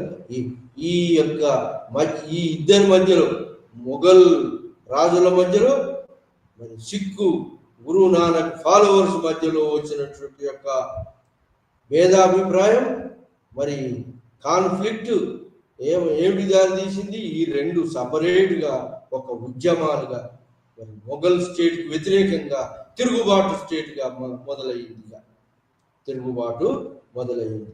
ఆ విధంగా తిరుగుబాటు మొదలై ఒక ట్రైన్డ్ మిలిటరీ ఆర్మీగా తయారైంది. ఏది? సిక్కులు ఫాలోవర్స్ ఆఫ్ గురు నానక్ వాళ్ళందరూ కూడా ఒక అమృత్సర్ టెంపుల్ కట్టుకొని దాని యొక్క హోలీ బైబుల్ లాగా ఈ యొక్క ఆది గ్రంథం తయారు చేసుకొని ఈ మొఘళ్ళ యొక్క అణిచివేతకు వ్యతిరేకంగా పోరాటం మొదలైంది. ఆ విధంగా ఆది గ్రంథం వచ్చింది. ఆ తర్వాత హరిగోవింద్ సింగ్ అనేవాడు సిక్ మిలిటరీ ట్రైనింగ్ ఇస్తూ, ఆర్ట్ అండ్ వార్ఫేర్లో ట్రైనింగ్ ఇస్తూ ఒక సైన్యాన్ని తయారు చేశాడు. అది గురు గోవింద్ సింగ్ 9వ గురువు కాలం వచ్చే వరకు అది ఒక పెద్ద మిలిటరీ సైన్యంగా రూపొంది ఒక ఖాల్సా ఆర్గనైజేషన్గా మొఘళ్లకు వ్యతిరేకంగా మొదలైంది. ఇది మొఘల్ అధికారాన్ని ధిక్కరిస్తూ సపరేట్ ఖాల్సా ఆర్గనైజేషన్ పంజాబ్లో ఎమర్జ్ అయ్యి ఒక ప్రాంతం, మొత్తం పంజాబ్ ప్రాంతం సపరేట్ స్టేట్గా మొదలైంది. ఆ విధంగా ఒక ఆర్గనైజేషన్ మొదలయ్యింది. దానికి తర్వాత గురు తేజ్ బహదూర్ 9th గురువు చంపిపోవడం తర్వాత ఇది సిక్కులందరూ ఇంకా మిలిటెంట్ గ్రూప్గా తయారై గురువులు లేరు కాబట్టి బందా బైరాగి అనేవాడు బందా బహదూర్ అనే అతని ఆధ్వర్యంలో సిక్కులు మిలిటెంట్గా వాళ్ళు తమ యొక్క అధికారాన్ని, తమ యొక్క పరిపాలనను పంజాబ్లో ఎస్టాబ్లిష్ చేసుకోగలిగారు. స్వతంత్ర రాజ్యంగా ఏర్పాటు చేసుకున్నారు వాళ్ళు. ఇది బందా బహదూర్ కాలంలో. ఆ విధంగా బందా బహదూర్ 8 సంవత్సరాలు మొఘలుల యొక్క దాడులను ఎదుర్కొంటూ పరిపాలిస్తూ మొఘల్ స్టేట్ పంజాబ్ను బాగా బలమైన స్టేట్గా బాగా రూపొందించాడు బందా బహదూర్. రాజకీయ శక్తిగా ఎమర్జ్ కావటం మొదలైంది బందా బహదూర్. దాని తర్వాత బందా బహదూర్ 8 సంవత్సరాల తర్వాత మొఘల్ రాజులు బందా బహదూర్ను బంధించి అతన్ని ఉరిదీశారు. ఉరి శిక్ష దాన్ని అతన్ని చంపివేయడం జరిగింది, ఉరి శిక్ష చేయడం జరిగింది. కానీ చేసిన తర్వాత ఈ మొఘల్ ఈ సిక్ సర్దార్ను, సిక్ ఫాలోవర్స్ను, గురునానక్ ఫాలోవర్స్ను, ఏదైతే సపరేట్ ఫాలోవర్స్గా ఎమర్జ్ అయినటువంటి వాళ్ళని అందరినీ అణిచివేయాలని చెప్పి మొఘల్ రాజులు ప్రయత్నాలు చేశారు. కానీ ఆ సర్దార్లు కానీ మొఘల్ పరిపాలన ఈ యొక్క సిక్కు ప్రాంతాలను పరిపాలించేటువంటి యొక్క సర్దార్లు ఇండిపెండెంట్ సర్దార్లుగా తమ యొక్క ప్రాంతాలను ఏర్పాటు చేసుకున్నారు. కానీ మొఘల్ అధికారానికి లొంగబడలేదు. ఆ విధంగా వీళ్ళు ఒక ఆర్గనైజేషన్ మిసైల్స్, ఒక ప్రాంతాధిపతులుగా, సర్దారులుగా, ఒక ఆర్గనైజేషన్గా, అంటే ప్రాంతాల ఆర్గనైజేషన్, ఒక్కొక్క ప్రాంత ఆర్గనైజేషన్ మీద ఒక అధిపతి, ఒక సర్దారు ఉంటాడు.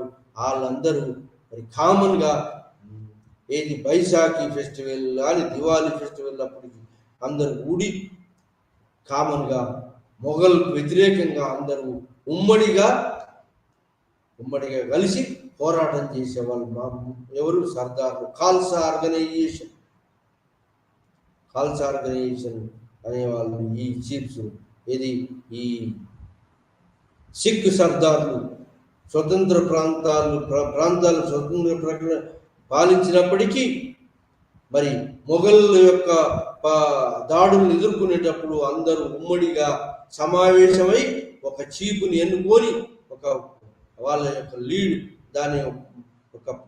వాళ్ళ మూకుమ్మడిగా నడిపించడానికి ఒక చీఫ్ని ఎన్నుకునే వాళ్ళు. ఆ విధంగా మిస్సెల్స్ ప్రాంతాలు ఒక సర్దారు కింద ఇండిపెండెంట్గా ఉంటాయి. కానీ మరి అవతలి శత్రువు వచ్చేటప్పుడు మాత్రం మొఘల్ లాంటి శత్రువు, సిక్కులు నడచాలని శత్రువులు వచ్చే మొఘల్ సైన్యానికి ధీటుగా మరి అందరు కూడి సైన్యాన్ని ఏర్పాటు చేసుకొని మొఘల్ సైన్యాన్ని లొంగిపోకుండా గెరిల్లా యుద్ధం మొదలుపెట్టారు. ఇది మరతా చీఫ్స్, మరతా సర్దార్లు, ప్రాంతాల అధిపతులు, మిసైల్స్, ప్రాంతీయ చీఫ్స్. సో ఆ విధంగా మరి ఈ యొక్క ఫెడరేషన్ ఆఫ్ ది సిక్స్ యొక్క సమాఖ్య కొంతకాలం కొనసాగిన తర్వాత మరి రంజిత్ సింగ్ అనే అతను పంజాబ్లో రంజిత్ సింగ్ ఒక ప్రాంత మిసైల్స్, ఒక ప్రాంతీయ పతుడు, ప్రాంతాన్ని పరిపాలించే అతను బాగా బలంగా ఎమర్జ్ అయి మిగతా ప్రాంతాలన్నిటిని కూడా నెమ్మదిగా తన ఆధీనంలోకి తీసుకొచ్చుకున్నాడు. ఆ విధంగా 1715, ఆ తర్వాత 1765 రంజిత్ సింగ్ అంటే 18th and 19th సెంచరీలో పంజాబ్ స్టేట్ అనేది ఇండిపెండెంట్ మొనార్కిజం, రాజ్యం, మొనార్కీ రాజ్యం అంటే రాజుగా ఏది ఈ సిక్ ఈ యొక్క రంజిత్ సింగ్ 12 ఏళ్లలో ఒక సర్దార్గా, ఒక ప్రాంత సర్దారుగా ఎమర్జ్ అయినటువంటి యొక్క సర్దార్ రంజిత్ సింగ్ మొత్తం ప్రాంతాలన్నింటినీ ఏకం చేసి తమ ఆధిపత్యంలోకి తీసుకొచ్చి పంజాబ్ స్టేట్ను పెద్ద స్టేట్గా విస్తరింపజేశాడు. ఆ విధంగా పంజాబ్, లాహోరు, ముల్తాను మరి ఈ సిక్కు సర్దారులనే తన ఆధీనంలో తీసుకురావడం కాకుండా మొఘల్, ఆఫ్ఘన్ సర్దారులను కూడా తన ఆధీనంలో తీసుకొచ్చి జమ్మూ కాశ్మీర్, పంజాబ్, లాహోర్, ముల్తాన్ మరి జీలం, చినాబ్, రావి, బియాస్, ఈ సట్లేజ్, ఈ ప్రాంతాలన్నీ ఆ ప్రాంతాధిపతులందరినీ కూడా తమ ఆధీనంలో తీసుకొచ్చుకున్నాడు. రంజిత్ సింగ్. ఆ విధంగా ఇండిపెండెంట్ బలమైన స్టేట్ మొఘళ్ళు ఎంత ఆక్రమించుకుందాము అని ప్రయత్నం చేసినా ఇంకా రెట్టింపుతోటి అది స్వతంత్ర రాజ్యంగా, బలమైన స్వతంత్ర రాజ్యంగా ఆవిర్భవించింది. ఆ విధంగా పంజాబ్ అండర్ రంజిత్ సింగ్ పెద్ద బలమైన సిక్ స్టేట్గా నార్త్ వెస్టర్న్ పార్ట్ ఆఫ్ ఇండియాలో పశ్చిమ వాయువ్య ప్రాంతంలో బలమైన సిక్ స్టేట్గా ఎమర్జ్ అయింది. బలమైన సిక్ స్టేట్గా రంజిత్ సింగ్ కాలంలో 19వ శతాబ్దంలో బలమైన స్టేట్గా ఎమర్జ్ అయ్యి అందరి సర్దారులను తమ ఆధీనంలోకి తీసుకొచ్చుకున్నారు పరిపాలన అంతా. అయినప్పటికీ మరి ఈస్ట్ ఇండియా కంపెనీ విజృంభణ, ఈస్ట్ ఇండియా కంపెనీ మిగతా వాళ్ళ అన్నింటినీ ఆక్రమించుకొని మిగతా వాళ్ళందరినీ సబార్డినేట్స్గా చేసుకొని తర్వాత అట్ లాస్ట్ మరి పంజాబ్ సిక్ స్టేట్ మీద పడ్డారు. మరతాసులు వీళ్ళందరినీ మిగతా నిజాం నవాబ్, మరతాసు, ఈ హైదర్ అలీ వీళ్ళందరూ పోయిన తర్వాత 19వ శతాబ్దంలో సిక్ స్టేట్ను మరి తమ ఆధీనంలోకి తీసుకురావాలని చెప్పి ఇంగ్లీష్ ఈస్ట్ ఇండియా కంపెనీ ఎన్నో యుద్ధాలు చేసింది. అయినప్పటికీ ఈ యొక్క పంజాబ్ సిక్ స్టేటు అనేది ఇండిపెండెంట్ స్టేటు కొంత కాలం చాలా కంటిన్యూ అయ్యింది. ఆ విధంగా నెమ్మదిగా ఈ ఇండిపెండెంట్ స్టేట్ అనేటువంటి పంజాబ్ సిక్ స్టేట్ బలమైన రాజ్యం ఎమర్జ్ అయిన స్టేట్ నెమ్మదిగా ఈ అన్నిటిని ఆక్రమించుకున్న తర్వాత east India company Punjab Sikh స్టేటును తన ఆధీనం, తన వార్స్ తోటి, డిప్లొమసీ తోటి సిక్కును ఓడించి తమ యొక్క ఆ పరిపాలనలోకి పంజాబ్ను సిక్ స్టేట్ని ఎలిమినేట్ చేసి రంజిత్ సింగ్ని ఎలిమినేట్ తమ ఆధీనంలోకి తీసుకొచ్చుకున్నారు. ఇది ఎంతో 200 సంవత్సరాలు సిక్కు పరిపాలన ప్రాంత నార్త్ వెస్టర్న్ పార్ట్ ఆఫ్ ఇండియాలో సిక్కు పరిపాలన, సిక్ సర్దార్ల పరిపాలన కొనసాగింది. ఆ తర్వాత 200 సంవత్సరాల తర్వాత నెమ్మదిగా ఈస్ట్ ఇండియా కంపెనీ ఈ యొక్క సర్దార్ల పరిపాలన అంతం చేసి పంజాబ్ను తమ ఏలుబడిలోకి తీసుకొచ్చుకున్నారు. ఇది పంజాబ్ యొక్క పరిపాలన, సిక్ స్టేట్ అండర్ రంజిత్ సింగ్. ఆ విధంగా 3 ప్రాంతీయ రాజ్యాలు, ఇది ఒకటి మైసూర్ స్టేట్ బలమైన స్టేట్ ఎమర్జ్ అయింది అండర్ ది మొట్టమొదట వడయార్ రాజుల కాలంలో ఉత్పన్నమైనటువంటి స్టేట్. విజయనగర సామ్రాజ్యుల సామంతులుగా రాజ్యంగా ఉన్నటువంటి యొక్క స్టేట్ వడయార్ రాజుల కింది నుంచి అది transformation of the power Hyder అలీకి, టిప్పు సుల్తాన్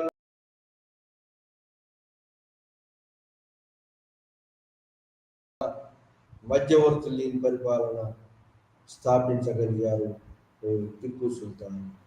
అది ఈ యొక్క మైసూర్ స్టేట్ యొక్క పరిపాలన. మధ్యవర్తులు లేకుండా మొత్తం ప్రభుత్వాధిపతి ఆధీనంలో పరిపాలన తీసుకురాగలిగింది టిప్పు సుల్తాన్. అది మోడర్న్ స్టేట్గా ఎమర్జ్ అయింది. మోడర్న్ మిలిటరీ అడ్మినిస్ట్రేషన్ అంతా రీవాంప్ చేయగలిగిండు. కానీ అప్పుడున్నటువంటి సమకాలీన పరిస్థితుల్లో ఉన్నటువంటి ఈ నేటివ్ రాజుల యొక్క ఐక్యమత్యం లేకపోవడంతో ఇంగ్లీష్ డిప్లొమసీలో అందరూ పడిపోయి ఈ బలమైన మైసూర్ స్టేట్ను మిగతా మైసూర్ శత్రువులైనటువంటి వాళ్ళతోటి చేతులు కలిపినటువంటి ఈస్ట్ ఇండియా కంపెనీ మైసూర్ స్టేట్ను అందం చేయగలిగినారు. అది మైసూరు పరిపాలన. తర్వాత హైదరాబాద్ నవాబ్ మొఘల్ వారసత్వం. ఇది మొఘల్ వారసత్వంలో వచ్చినటువంటి మైసూర్, హైదరాబాద్ మొఘల్ సక్సెషన్ స్టేట్ అంటారు. కానీ తన సొంతంగా పరిపాలన మొదలుపెట్టాడు. ఇది కొంత మొఘల్ సిస్టమ్ లాంటి ఇంటర్మీడియట్ మధ్యవర్తులు ఉన్నారు. ఫ్యూడల్ జమీందారులు, పెస్కూస్ చెల్లించేటువంటి వాళ్ళు మధ్యవర్తులు, లోకల్ చీఫ్స్ బలంగా ఉండి, లోకల్ హిందూ సంస్థానాలు కూడా ఉండి మరి ఫ్యూడల్ సిస్టమ్ లాంటి పరిపాలన కొనసాగింది. మరి ఇది మరి సర్వే అండ్ సెటిల్మెంట్ ఇవన్నీ మోడర్న్ పీరియడ్లో జరిగినప్పటికీ ఈ ఫ్యూడల్ సిస్టమ్ ఆఫ్ ఇంటర్మీడియటరీస్ మధ్యవర్తులు ఈ హైదరాబాద్ స్టేట్లో ఉన్నారు. వకీల్స్ అని మధ్య జమీందారులు, జాగీర్దారులు, సంస్థానాధీశులు, మధ్యవర్తుల యొక్క ఆధీనంలో ఉంది. ఇది హైదరాబాద్ పరిపాలన. ఆ తర్వాత వచ్చినటువంటిది ఏంటి అంటే పంజాబ్ సిక్ స్టేట్ సిక్కు గురువులు, మొఘళ్లకు సిక్కు గురువులకు మధ్య ఏర్పడినటువంటి తగాదాల వల్ల నెమ్మదిగా పంజాబ్లో సిక్ అంటే followers of the Guru Nanak వాళ్ళందరూ కూడా ఒక మిలిటెంట్ ఆర్గనైజేషన్ ఎమర్జ్ అయి మొఘళ్లకు వీళ్ళకు జరిగిన యుద్ధాలలో అది పంజాబ్ సిక్ స్టేట్ బలమైన సిక్ స్టేట్గా ఆవిర్భవించింది. మొఘల్ అధికారాన్ని ధిక్కరిస్తూ రంజిత్ సింగ్ కాలంలో బాగా ఇండిపెండెంట్ స్టేట్గా నార్త్ వెస్టర్న్ పార్ట్ ఆఫ్ ఇండియాలో పెద్ద బలమైన సిక్కు సామ్రాజ్యం, పెద్ద రాజ్యం ఏర్పడింది. అది రీజనల్ కింగ్డమ్స్, ప్రాంతీయ రాజ్యాలు. 3 ప్రాంతీయ రాజ్యాల గురించి మనం ఈరోజు ఈ పాఠంలో మరి మైసూర్ స్టేటును, హైదరాబాదు సిక్ స్టేటును, పంజాబ్ సిక్ స్టేటును గురించి మనం ఈ పాఠంలో మనం డిస్కస్ చేస్తున్నాం.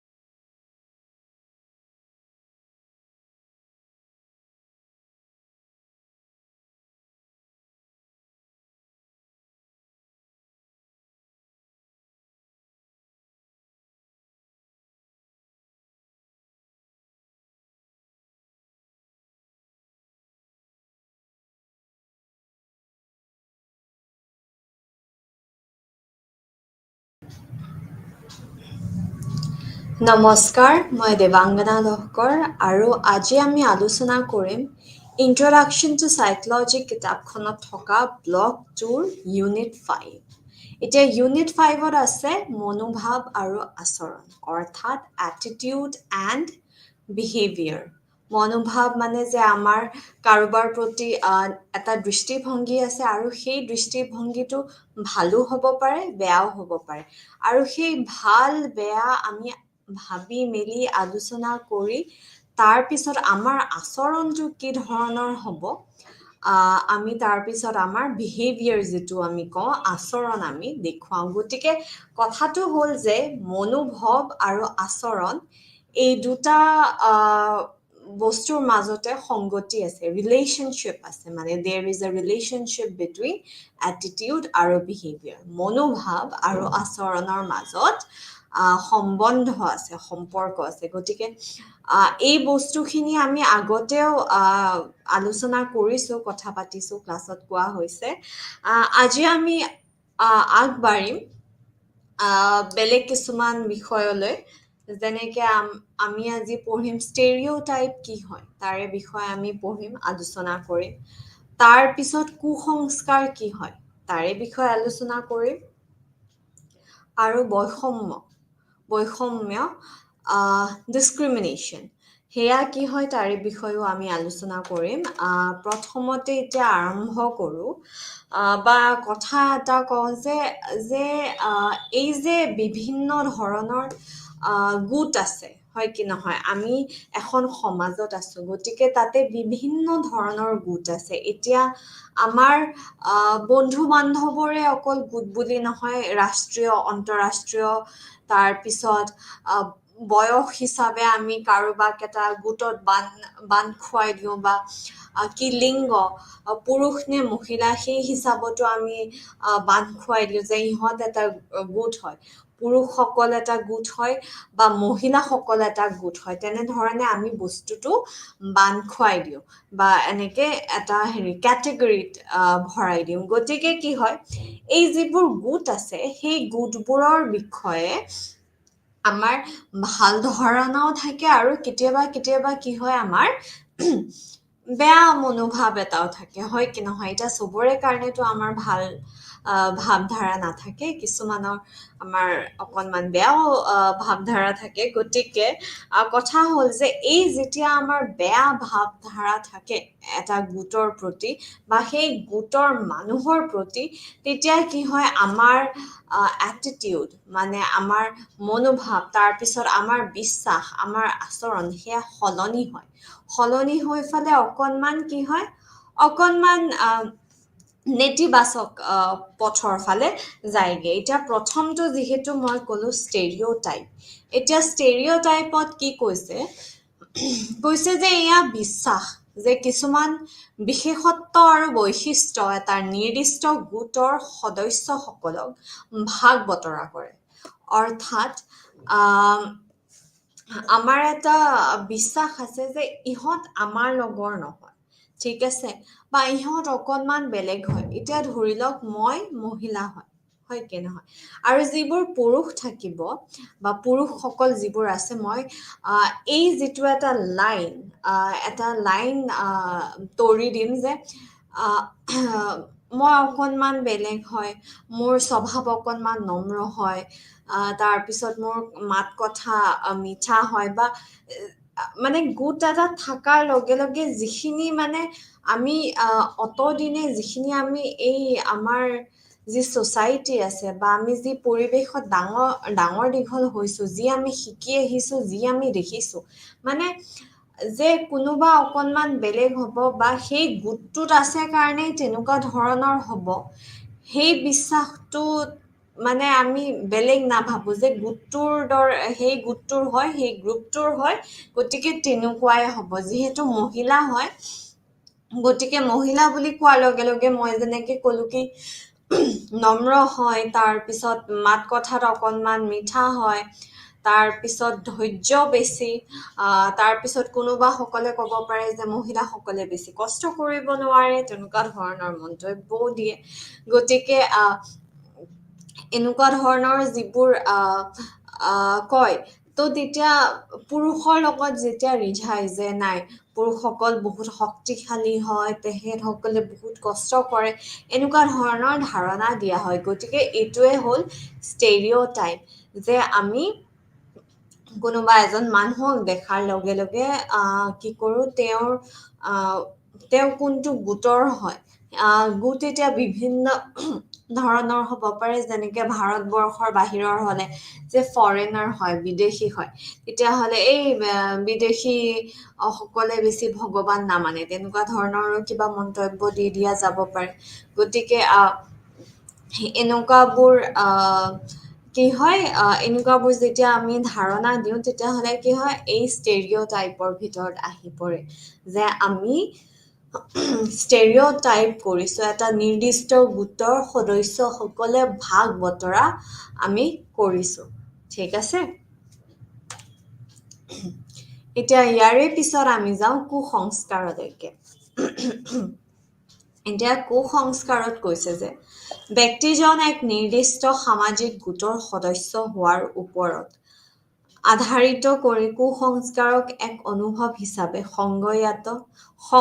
সংজ্ঞায়িত কৰা হয়, মুখ্যত নেতিবাচক এজন ব্যক্তিৰ প্ৰতি। এতিয়া কথা হ'ল যে যেই আমি গম পাওঁ যে এই মানুহজন বেলেগ এটা গোটৰ হয়, আমাৰ দৰে নহয়, গতিকে কি হয়, আমাৰ যিবোৰ ভাৱধাৰা আছে বা আমাৰ যিবোৰ আচৰণ আছে, সেয়া অকণমান নেগেটিভ হৈ যায়গে, বা সেয়া নেতিবাচক হৈ যায়গে, যি কৈছে। এতিয়া কথা হ'ল যে ইয়াতে দিয়া আছে যে sources of prejudice, মানে কুসংস্কাৰৰ উৎস হয় আত্মসন্মানৰ প্ৰতি ভাবুকি। এতিয়া মই যেনেকে ক'লো যে আমি মোৰ এটা নিজা গোট আছে, চবৰে নিজা এনেকুৱা গোট আছে, গতিকে আমি ভাবো যে আমি যিটো গোটত আছো সেইটো সকলোতকে সৰ্বোচ্চ হয়, মানে সকলোতকে ভাল হয়, চব দিশে ভাল হয়। গতিকে যেই আমি দেখো যে আমাৰ গোটটোৰ প্ৰতি এটা নেগেটিভ ইমেজ বা এটা মানে বেয়া ভাৱধাৰা এনেকুৱা আহি আছে, তেতিয়া মানে আমি আনৰ বিষয়ে বেয়া ক'বলৈ আৰম্ভ দিওঁ। গতিকে সেইটোও এটা কথা হয় যে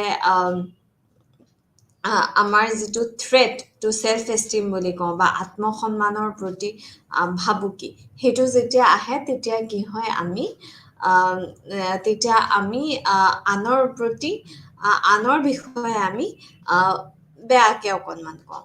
তাৰপিছত আছে যে কম্পিটিশ্যন ফৰ ৰিচৰ্চেছ, বা সম্পদৰ বাবে প্ৰতিযোগিতা। One minute.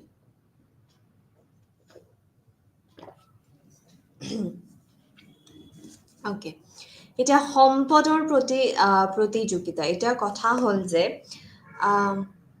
আমাক সকলোকে পইচা লাগে, তাৰপিছত বস্তু লাগে, আৰু যেতিয়া এই পইচা বস্তু কমি যায়, গতিকে চবৰে হাহাকাৰ হৈ যায়গে।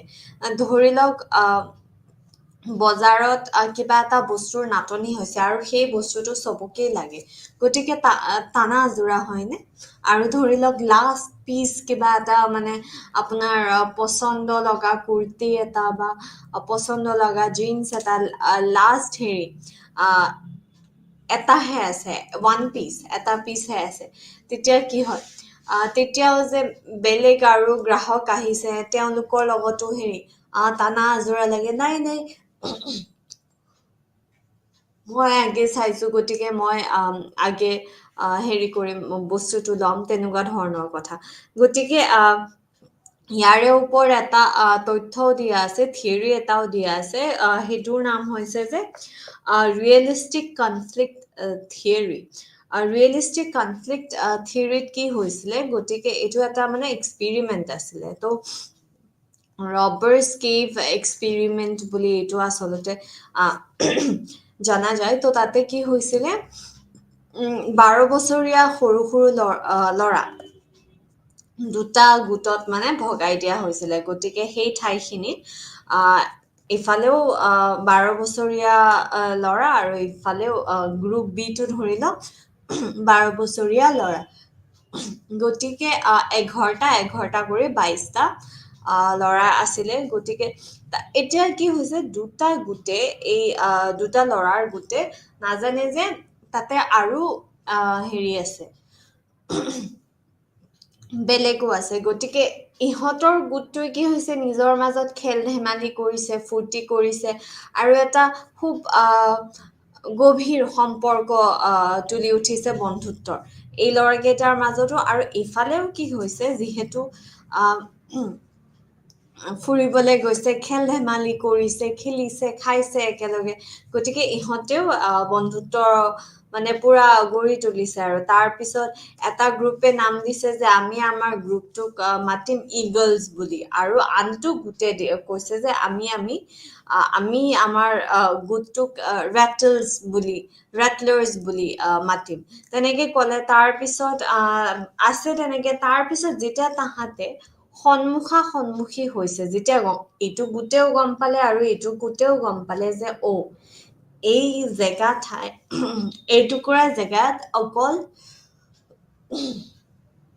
অকল আমি নাই বেলেগো আছে গতিকে এনেকুৱা ধৰণৰ যেতিয়া গম পালে তেতিয়া কি হ'ল তাহাঁতৰ মাজত কম্পিটিশ্যন হৈ গ'ল আৰু এক্সপেৰিমেণ্ট আছিল যিহেতু গতিকে ৰিচাৰ্চাৰে যোনে এই এক্সপেৰিমেণ্টটো কৰাইছিলে তেওঁ কি কৰিছে গৱেষক জনে কি কৰিছে এনেকুৱা পৰিস্থিতি তুলি ধৰিছে যাতে এনেকুৱা পৰিস্থিতি তুলি ধৰিছে যাতে মানে তাহাঁতৰ মাজত টনা আজোৰা লাগক যে এনেকুৱা এটা ধৰি লওক এটা প্ৰতিযোগিতা এটা আছে তাতে যোন বিজয়ী হ'ব তাহাঁতে পুৰস্কাৰ পাব তাহাঁতে কিছুমান লাভ পাব গতিকে এনেকুৱা ধৰণৰ যেতিয়া প্ৰতিযোগিতা দিয়ে তেতিয়া কি হয় ডেফিনেটলি কম্পিটিশ্যনটোতো বাঢ়িবই হয় কি নহয় গতিকে এই যেতিয়া এনেকুৱা কম্পিটিশ্যন থাকে সম্পদৰ বাবে প্ৰতিযোগিতা থাকে তেতিয়া কি হয়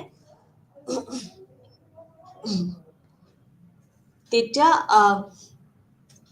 প্ৰেজুডাইজ কুসংস্কাৰ বাঢ়ে ঠিক আছে অকণমান পানী খাই লওঁ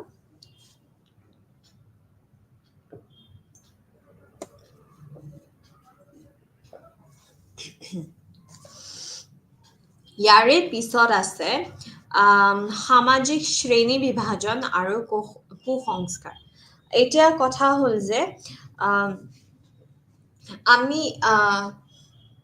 আমি বিভাজন কৰোঁ হয় কি নহয় এতিয়া ধৰি লওক এই ক্ৰিকেট মেচ এখনে চলি আছে গতিকে তাতে মুম্বাই ইণ্ডিয়ানছ বেলেগ এটা গোট হয় তাৰপিছত ৰাজস্থান ৰয়েলছ এনেকে বেলেগ এটা গোট হয় গতিকে আমি তেতিয়া কি হয় আমি আমাৰ বিভিন্ন যি ঠাই আছে যি ৰাজ্য আছে আমাৰ তেতিয়া কি হয় ভাগ বিভাজন আহি যায় যে মইতো ৰাজস্থান ৰয়েলছকহে ছাপোৰ্ট কৰি আছো গতিকে মই ৰাজস্থান ৰয়েলছৰ লগত আৰু বাকী যোন আছে মই চবকে বেয়া পাওঁ বা মুম্বাইৰ মানুহবোৰকো বেয়া পাওঁ তাহাঁতে মুম্বাই ইণ্ডিয়ানছক যিহেতু ছাপোৰ্ট কৰিছে মই মুম্বাই ইণ্ডিয়ানছকো বেয়া পাওঁ মুম্বাইৰ থকা মানুহখিনিকো বেয়া পাওঁ আৰু সেইফালে যে যোনে ছাপোৰ্ট কৰি আছে তাহাঁতকো বেয়া পাওঁ গতিকে ইয়াতে কি হ'ল ৰাজ্যৰ মাজতে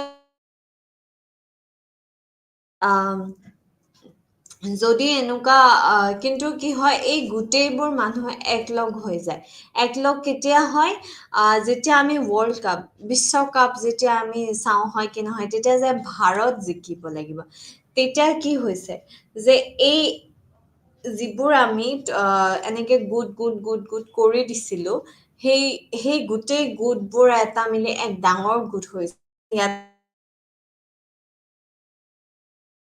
দিছো যে এইখিনি শ্ৰেণী নহয় আমাৰ ইমান ডাঙৰ আমি এই গোটেইখিনি মিলি আমি এক হওঁ ঠিক আছে যে আমি ভাৰতীয় হওঁ যে মই অসমীয়া তুমি বঙালী অমুক মহাৰাষ্ট্ৰীয়ান তেনেকুৱা নহয় যে আমি সকলো ভাৰতীয় হয় আৰু ভাৰতে জিকিব লাগিব গতিকে ইয়াতে কি হৈছে সামাজিক শ্ৰেণী বিভাজন আহ সামাজিক শ্ৰেণী বিভাজন ইয়াতে অকণমান বহলাই দিয়া গৈছে হয় কি নহয় গতিকে যেতিয়া বহলাই দিয়া যায় তেতিয়া কি হয় আমাৰ প্ৰেজুডাইজ বা কুসংস্কাৰ কম হয় আৰু যেতিয়া বস্তুবোৰ সৰু সৰু হৈ থাকে তেতিয়া কি হয় যে আমাৰ যি প্ৰেজুডাইজ আছে বা যি কুসংস্কাৰ আছে সেয়া কম হয় ঠিক আছে তাৰ পিছত এইবাৰ আমি আলোচনা কৰিম বৈষম্য এতিয়া ইয়াতে কৈছে যে লক্ষ্য গোটৰ সদস্যসকলৰ প্ৰতি পক্ষপাত দুষ্ট গোটৰ সদস্যসকলৰ দ্বাৰা বৈষম্যমূলক আচৰণ মৌখিক আক্ৰমণ হিংসাত্মক আচৰণ আদিৰ ৰূপত বৈষম্য প্ৰকাশ কৰা হয় এতিয়া বৈষম্য মানে হৈছে ডিছক্ৰিমিনেশ্যন গতিকে আমি প্ৰেজুডাইজত কি হয় আমি যে কাৰোবাক বেয়া পাওঁ সেইটো পুতুককে গম পোৱা নাযায় কিন্তু ডিছক্ৰিমিনেশ্যনত এনেকুৱা হয় বা বৈষম্যত এনেকুৱা হয় যে আমি তাহাঁতক বেয়া পাওঁৱেই গতিকে আমি যিহেতু বেয়া পাওঁ গতিকে আমাৰ আমি বেয়াকে ক'ব পাৰো তাৰপিছত আমি হিংসাত্মক আচৰণ দেখুৱাব পাৰো বা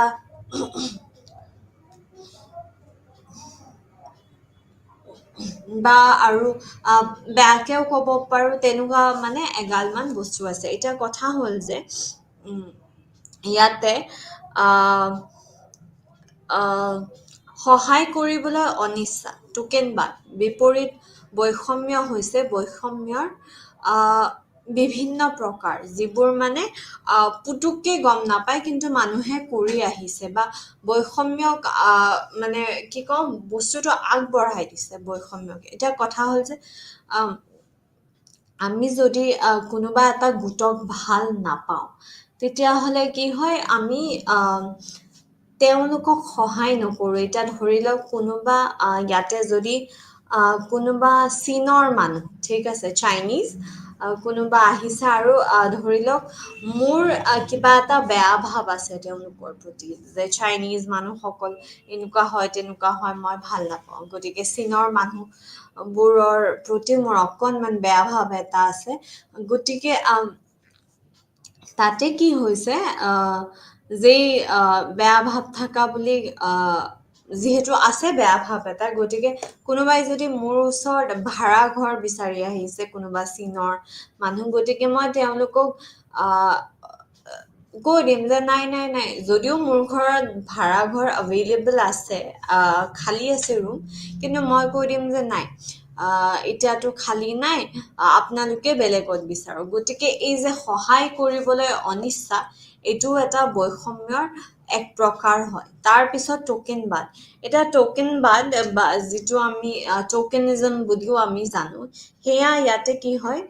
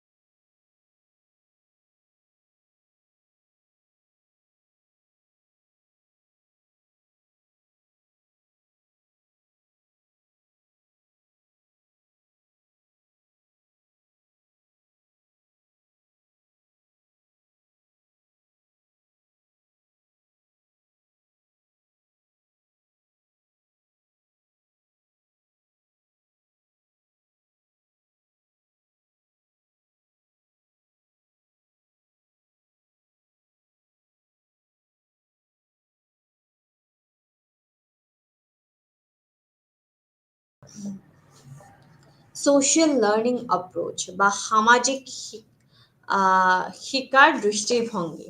এতিয়া ইয়াতে কৈছে যে আমি বস্তুবোৰ শিকোঁ। এতিয়া সৰুৰ পৰা ডাঙৰ হৈছোঁ যে আমি শিকিয়েতো ডাঙৰ হৈছোঁ, হয় কি নহয়? গতিকে আমি আমাৰ মা দেউতাক অনুসৰণ কৰি শিকোঁ, অনুকৰণ কৰি শিকোঁ। তাৰপিছত আমাৰ দাদা থাকে, বাইদেউ থাকে, তেনেকে বিভিন্নজনৰ পৰা আমি শিকোঁ। এতিয়া ধৰি লওক এনেকুৱা এটা পৰিস্থিতি যে আমাৰ ঘৰৰ যিগৰাকী সহায়িকা আছে, ধৰি লওক, তো সহায়িকাজনীৰ লগত মই ধৰি লওক ভালকে ভাল ব্যৱহাৰ নকৰোঁ। সহায়িকা গৰাকী যেতিয়া পানী খোজে, মই বেলেগ এটা গ্লাছত দিওঁ বা প্লাষ্টিকৰ গ্লাছ এটা দিওঁ আৰু তাই খোৱাৰ পিছত পেলাই দিওঁ, তেতিয়া কি হ'ব? তেতিয়া মোৰ ল'ৰা ছোৱালীয়ে কি শিকিব? মোৰ ল'ৰা ছোৱালীয়ে শিকিব যে ভেদভাৱ কৰিব লাগে। তাৰপিছত যিবোৰ আমাতকে দুৰ্বল আৰ্থিকভাৱে দুৰ্বল হ'ব পাৰে বা জ্ঞানৰ ক্ষেত্ৰত অকণমান দুৰ্বল হ'ব পাৰে বা তেনেকুৱা ধৰণৰ বিভিন্ন ক্ষেত্ৰত যিবোৰ দুৰ্বল হয়, তো তেওঁলোকৰ প্ৰতি আমি নেগেটিভ বিহেভিয়াৰ মানে নেতিবাচক আচৰণ আমি কৰিব লাগে, তেনেকুৱা বস্তু শিকে। কিন্তু এতিয়া মই যদি এনেকুৱা ধৰণৰ পৰিস্থিতি বা এনেকুৱা ধৰণৰ উদাহৰণ দেখাওঁ মোৰ ল'ৰা ছোৱালীৰ আগত যে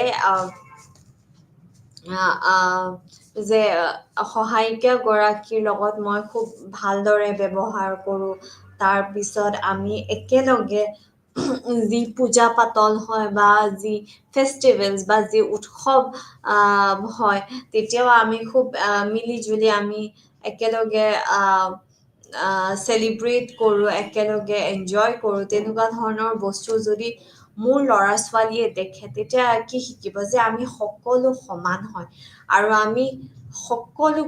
আমি সকলোকে লৈ এইখন সমাজ আগবঢ়াই নিব লাগিব। গতিকে তেতিয়া কি হয়? তেতিয়া এই যে ষ্টেৰিঅ'টাইপ, কুসংস্কাৰ আৰু বৈষম্য, এইবোৰ কি হয়? এইবোৰ হ্ৰাস হয়গে, হয় কি নহয়? যেতিয়া গতিকে কথা হ'ল যে বস্তুবোৰ শিকে, যিখন সমাজত আছো সেই সমাজৰ মানুহৰ পৰা সৰু ল'ৰা ছোৱালীয়ে শিকে। আৰু তাৰপিছত আছে যে আৰু শিকা বস্তুটো হ'ল যে সমাজৰ পৰা শিকো আৰু কি হয়? দেখিও শিকো। বা তাৰপিছত আমাক যদি কোৱা হয় যে অমুকৰ লগত লগ নহবি, এইটো নকৰিবি, তেতিয়া তেনেকেও আমি শিকো, হয় কি নহয়? আমি চাই শিকো। তাৰপিছত আমাক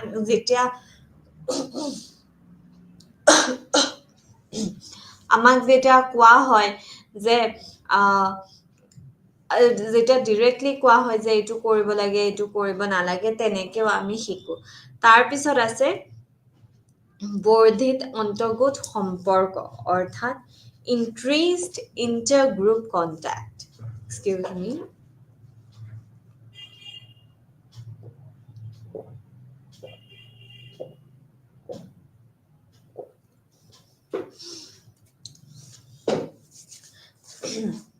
এতিয়া ইয়াতে কথা হ'ল যে আমি যেতিয়া মানুহক ঘনকৈ লগ পাওঁ, তেওঁলোকৰ লক্ষ্যৰ বিষয়ে আমি জ্ঞান অৰ্জন কৰোঁ, তাৰপিছত তেওঁলোকৰ ভাৱধাৰা, তেওঁলোকৰ কৃষ্টি সংস্কৃতি, তেতিয়া আমাৰ যিবোৰ বেয়া ভাৱধাৰা আছে তেওঁলোকৰ প্ৰতি, সেইবোৰ কি হয়? সেইবোৰ কমি যায়। কাৰণ কি আমি তেওঁলোকৰ কথা শুনিছোঁ বা কোনোবাই তেওঁলোকৰ লগত বেয়া ব্যৱহাৰ কৰা দেখিছোঁ কাৰণেহে আমাৰ সেই বস্তুটো মগজুত আছে যে আমিও তেওঁলোকৰ লগত বেয়া আচৰণ কৰিব লাগে। কিন্তু আমি যেতিয়া মানুহৰ লগত বেছিকৈ আলোচনা কৰোঁ, বেছিকৈ লগ পাওঁ, তেওঁলোকৰ বিষয়ে আৰু গভীৰত যেতিয়া গম পাবলৈ ধৰোঁ, তেতিয়া আমি বুজো যে তেওঁলোক তেনেকুৱা নহয় আমি যি তেওঁলোক বেয়া হয় কিবা হয় সেয়া ভাবিছো তেওঁলোক তেনেকুৱা নহয় গতিকে সেই কথাবোৰ আমি গম পাওঁগে তাৰপিছত আছে পুনৰ শ্ৰেণী বিভাজন যিটো কোৱা হৈছে যে ৰিকেটেগৰাইজেশ্যন অলপ আগতে মই যিটো উদাহৰণ দিলো অলপ আগতে যিটো উদাহৰণ দিছিলো যে ধৰি লওক মই ক্ৰিকেট মেচ চলি আছে গতিকে যিহেতু আই পি এলত কি হয় যে বিভিন্ন ৰাজ্যৰ পৰা ক্ৰিকেটত ক্ৰিকেট খেলুৱৈসকল যায় ক্ৰিকেটৰ দল যায় হয় কি নহয় গতিকে ধৰি লওক মই ৰাজস্থান ৰয়েলছক মোৰ ছাপৰ্টটো দিছো গতিকে যোনে যোনে মুম্বাই ইণ্ডিয়ানছক ছাপৰ্ট কৰি আছে বা মুম্বাইৰ যিসকল মানুহ হয় তেওঁলোকক মই এতিয়া একদম দেখিব নোৱাৰা হৈ গলো যদিও তেওঁলোক ভাৰতীয় যদিও তেওঁলোক মোৰে বাই ভনী বা ভাইটি দাদা কিন্তু তেওঁলোকক মই এতিয়া বেয়া পাওঁ কাৰণ কি তেওঁলোক হৈছে মুম্বাই ইণ্ডিয়ানছৰ ছাপৰ্টাৰ আৰু মইতো ৰাজস্থান ৰয়েলছৰ গতিকে এই যিবোৰ সৰু সৰু গোট আছে সেই গোটবোৰক আমি ডাঙৰ কৰিব লাগিব গোটটো আমি বঢ়াব লাগিব তেতিয়া কি হয় তেতিয়া এই ষ্টেৰিঅটাইপ কুসংস্কাৰ আৰু বৈষম্য তাৰে হ্ৰাস হয় এতিয়া কথাটো হ'ল যে এতিয়া যেতিয়া ভাৰতে যেতিয়া বিশ্বকাপ খেলিবলৈ যায় তেতিয়া কি হয় তেতিয়া গোটটো আমাৰ বাঢ়ি যায় হয় কি নহয় আগৰ উদাহৰণটোত যেনেকে কৈছিলো যে গোটটো বাঢ়ি যোৱাৰ লগে লগে গোটটো বাঢ়ি যায়গে গতিকে তেতিয়া কি হয় তেতিয়া এই যে মুম্বাই ইণ্ডিয়ানছক ছাপৰ্ট কৰা বা যিসকল মুম্বাইৰ মানুহ আছে তেওঁলোকৰ প্ৰতি যিবোৰ ভাৱ আছিলে বেয়া ভাৱ আছিলে সেইবোৰ আমাৰ কমি যায় হয় কি নহয় কিয় কমি যায় কাৰণ কি এতিয়া আমি সকলোৱে মিলি এটাই কথা বিচাৰো যে ভাৰত জিকক আৰু ভাৰতীয় হিচাপে আমি গৌৰৱ অনুভৱ কৰো গতিকে সেয়াই হৈছে কথা যে আমি পুনৰ শ্ৰেণী বিভাজন কৰিব লাগে তাৰ পিছত আমাৰ নেক্সট যিটো বিষয় আছে সেয়া হৈছে অপৰাধ বোধৰ উৎপত্তি কুসংস্কাৰৰ পৰা হৈছিলে অকে এতিয়া কথা হ'ল যে এই যি কুসংস্কাৰ আছে সেই কুসংস্কাৰে কি কৰে এই যে আমি কেতিয়াবা গিল্টি ফিল কৰো অপৰাধ কৰা যেন এটা ফিলিং আছে গতিকে এনেকুৱা নহয় যদিও কি হয় আমি নেতিবাচক ভাৱ বা নেতিবাচক আচৰণ এটা দেখুৱাই দিওঁ এটা গোটৰ প্ৰতি বা এজন মানুহৰ প্ৰতি কাৰণ কি তেওঁ এটা গোটৰ মানুহ হয় সেই বস্তুটো কি হয় সেই বস্তুটো কমাব পাৰি কেনেকে কমাব পাৰি কাৰণ কি আমি কৰবাত না কৰবাত আমি জানো যে আমি যিটো কাম কৰি আছো সেয়া ভুল হয় আৰু যেতিয়া সেই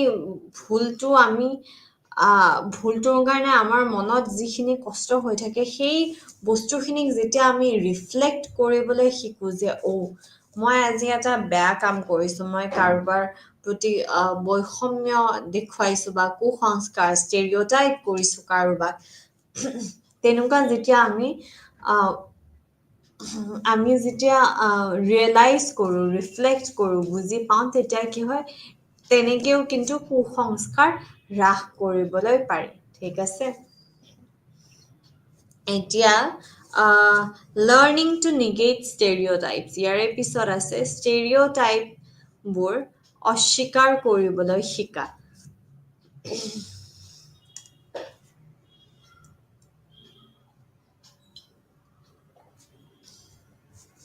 অকে এতিয়া কথা হ'ল যে যিহেতু আমাৰ সকলোৰে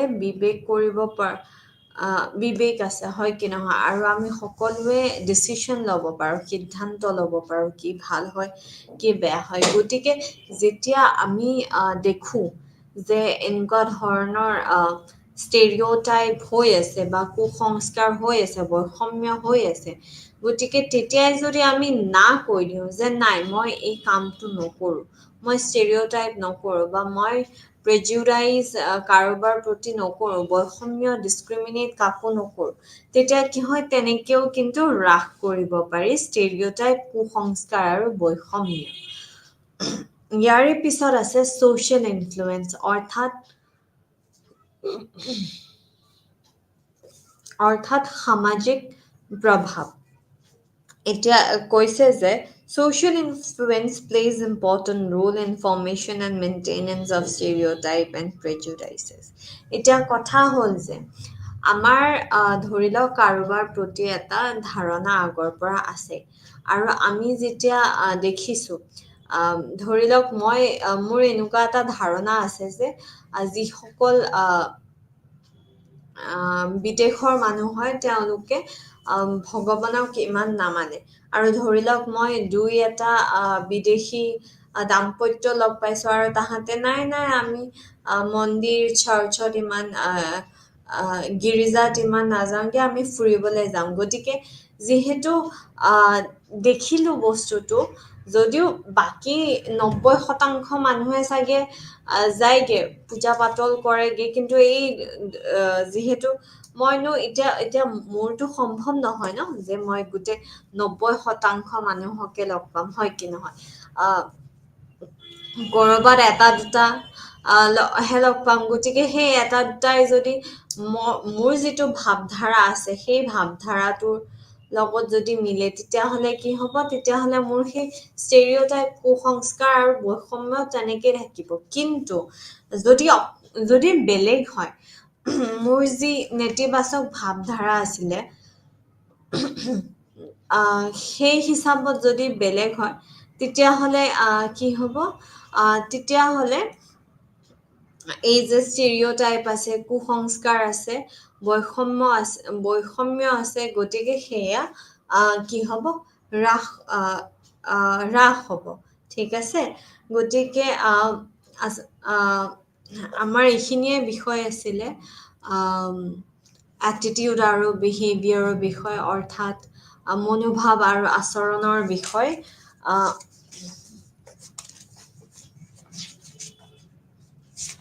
এতিয়া কথাটো হ'ল যে আমাৰ যিখন কিতাপ আছে ইন্ট্ৰডাকশ্যন টু চাইক'লজি, এইখন কিতাপত বা আমি কি আমি কভাৰ কৰিলোঁ বস্তুখিনি আমি আকৌ এবাৰ আওৰাই লওঁ। প্ৰথমতে আমি আগতে কভাৰ কৰিছোঁ ছ'চিয়েল চাইক'লজি কি হয়, অৰ্থাৎ সামাজিক মনোবিজ্ঞান কি হয়।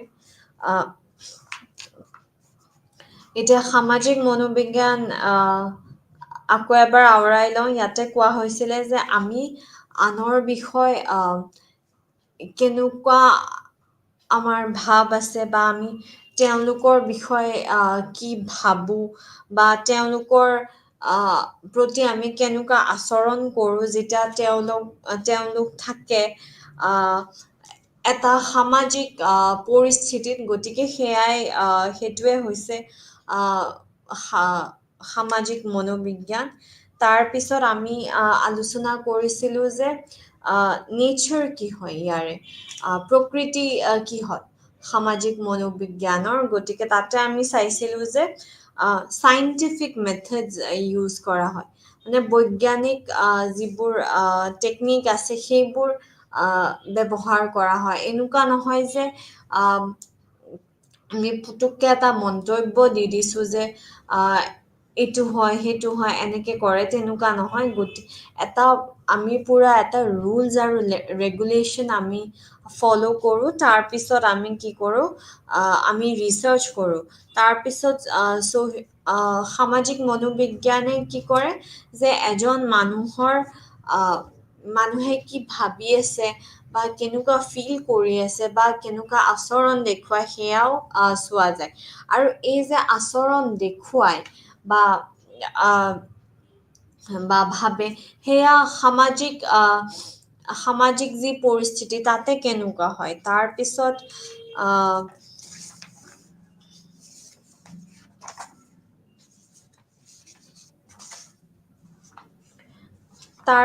আমি চাইছিলোঁ যে এই সামাজিক মনোবিজ্ঞান আৰু বাকী কি বিভাগ আছে যাৰ লগত লিংক আছে হয় কি নহয় যাৰ লগত সম্পৰ্ক আছে প্ৰথম কথা হ'ল যে মনোবিজ্ঞান আৰু এন্থ্ৰপলজি আহ, এই দুটা বিষয়ৰো খুব সাংঘাতিক এটা আম, হেৰি আছে সম্পৰ্ক আছে কাৰণ কি ইয়াতে কোৱা হৈছে যে আমি অকল যে উম, যে ছ'চিয়েল এনিমেল হিচাপে যে আমি মানুহক চাম তেনেকুৱা নহয় সংস্কৃতি সাংস্কৃতিক দিশৰ পৰাও আমি মানুহক চাব লাগে তাৰপিছত কথা হ'ল যে অৰ্থনীতিৰ লগতো আমি বহুতখিনি সম্পৰ্ক আছে এই আজি হেৰি আছে আহ, সামাজিক মনোবিজ্ঞান সেয়াও আছে তাৰপিছত পলিটিকেল চায়েন্সৰ লগতো বহুতখিনি সম্পৰ্ক আছে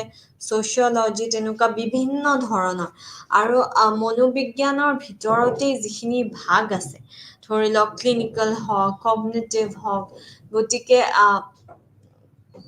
এনেকুৱা বিভিন্ন ধৰণৰ যিবোৰ ভাগ আছে তাৰে লগত সম্পৰ্ক আছে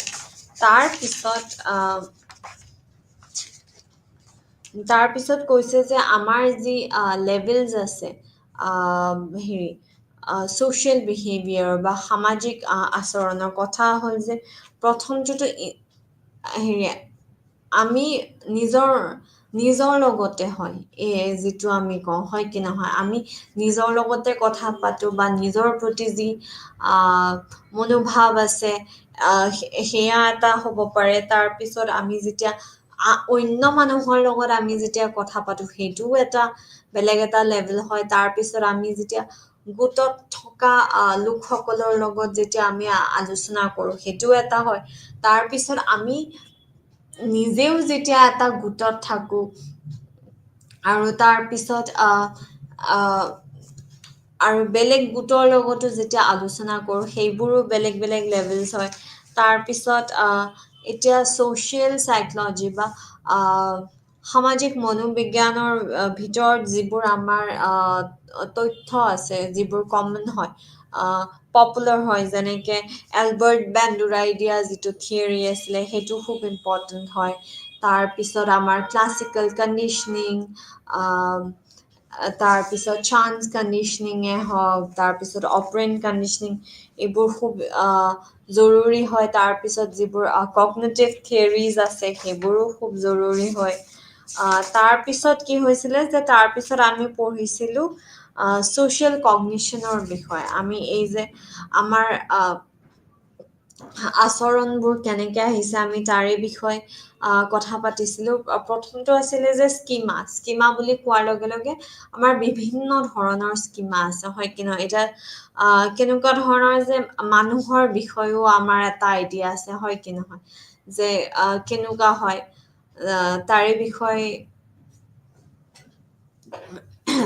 তাৰে বিষয়েও যে অ'কে তেওঁ অমুক ৰাজ্যৰ মানুহ হয় গতিকে তেওঁ এনেকুৱা হ'ব সেইটো এটা আমাৰ স্কিমা তাৰপিছত চেল্ফ স্কিমা নিজৰ বিষয়ে যিখিনি ধাৰণা সেইটো হ'ল চেল্ফ স্কিমা তাৰপিছত যে গ্ৰুপত কি হয় এই যে ষ্টেৰিঅ'টাইপ কৰা বুলি যে কথাটো আমি আলোচনা কৰিছোঁ ষ্টেৰিঅ'টাইপৰ আমি ডেফিনিশ্যনটো আকৌ এবাৰ চাই লৈছোঁ কুসংস্কাৰ কৈছে যে ব্যক্তিজন এক নিৰ্দিষ্ট সামাজিক গোটৰ সদস্য হোৱাৰ ওপৰত আধাৰিত কৰি কুসংস্কাৰ এক অনুভৱ হিচাপে সংজ্ঞায়িত কৰা হয় মুখ্যত নেতিবাচক এজন ব্যক্তিৰ প্ৰতি গতিকে ইয়াতে কৈছে যে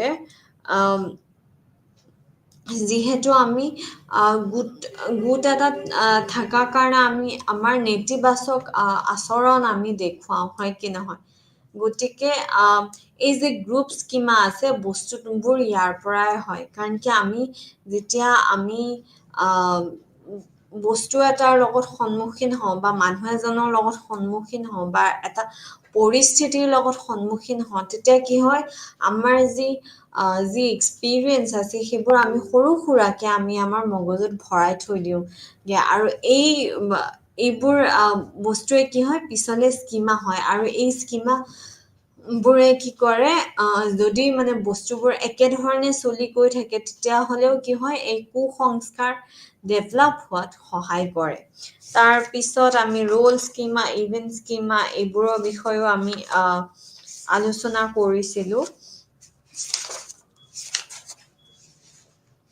তাৰপিছত আমি চাইছিলোঁ যে হেৰি পাৰ্চন পাৰচেপশ্যন যেনেকে কেনেকে ইমপ্ৰেশ্যন ফৰ্ম হয় ধৰি লওক প্ৰথম যেতিয়া লগ পাইছোঁ সেই ইমপ্ৰেশ্যনটোৱেও বহুতখিনি প্ৰভাৱ পেলায় তাৰপিছত লাষ্টৰ ফালে যেতিয়া আমি কথা পাতিছিলোঁ মানুহজনৰ লগত সেই বস্তুখিনিও প্ৰভাৱ পেলায় তাৰপিছত ট্ৰেড চেণ্ট্ৰেলিটি এইবোৰ বস্তু আমি চাইছিলোঁ যাহা হওক বহুতখিনি বস্তু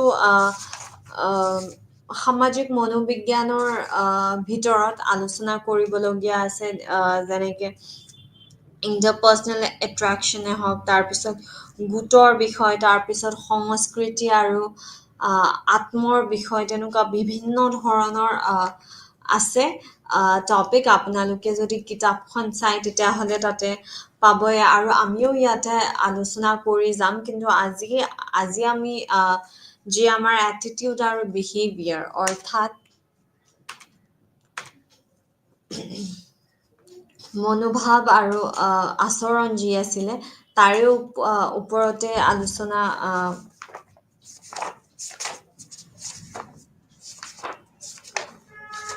তাৰে ওপৰতে আমি আলোচনাটো সীমিত ৰাখিম আৰু আমি আকৌ এবাৰ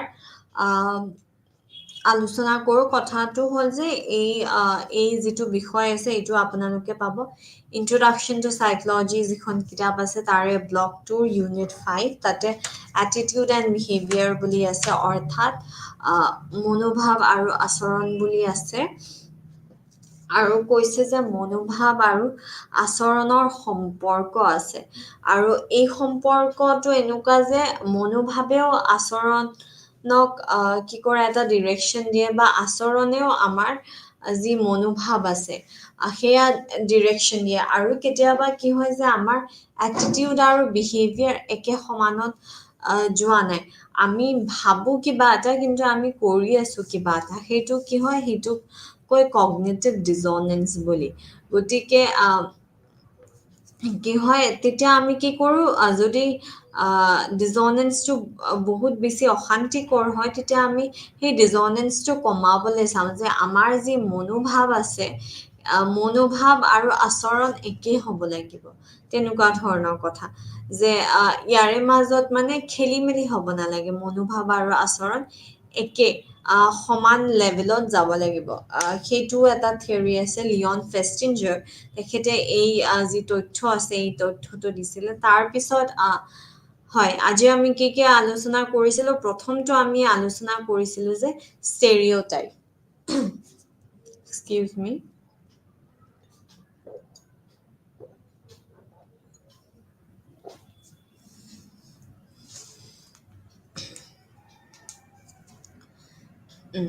গতিকে ষ্টেৰিঅ'টাইপত আমি কি আলোচনা কৰিছিলোঁ যে ষ্টেৰিঅ'টাইপ হৈছে বিশ্বাস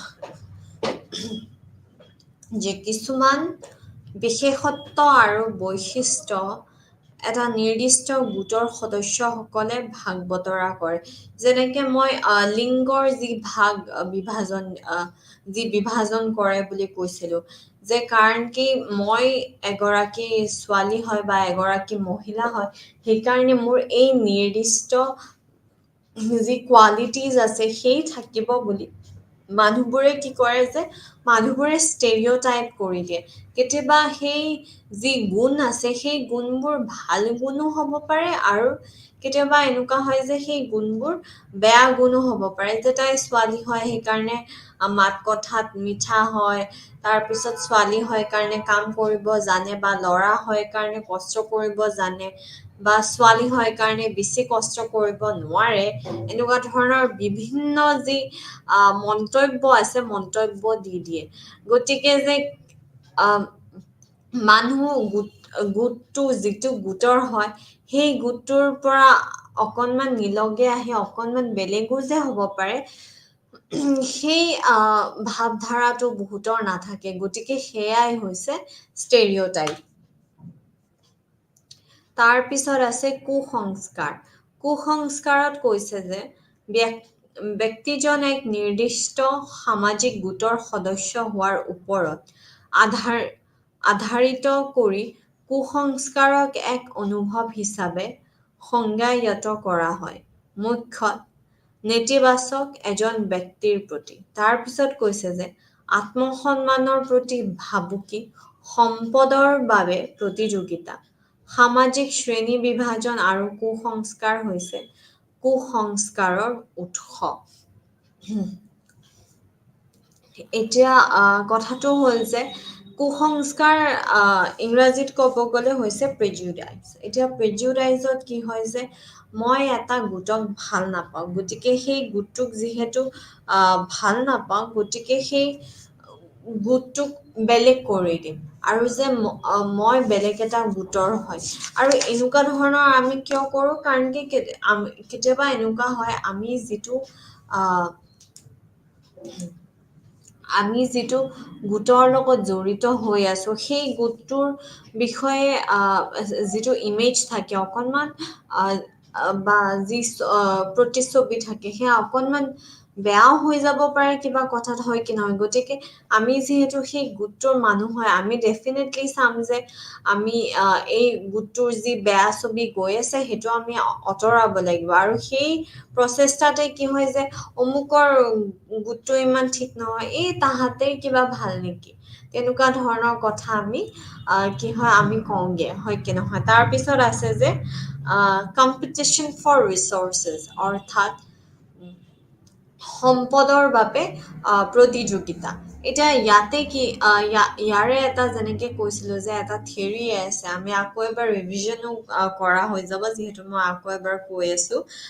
সেয়া হৈছে ৰিয়েলিষ্টিক কনফ্লিক্ট থিয়ৰী। এতিয়া ইয়াতে কি হৈছিলে, ইয়াতে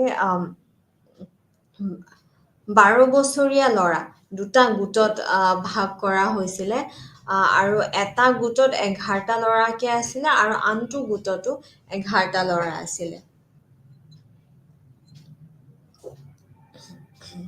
হয়, গতিকে 11টা ল'ৰা, আৰু এই দুটা গোটেই কিন্তু গম নাপায় যে যিটো জেগাত তাহাঁতক ৰখা হৈছিলে, ৰবাৰ্ছ কেভ এক্সপেৰিমেণ্ট বুলিও কোৱা হয়। গতিকে যিটো গোটত ৰখা হৈছিলে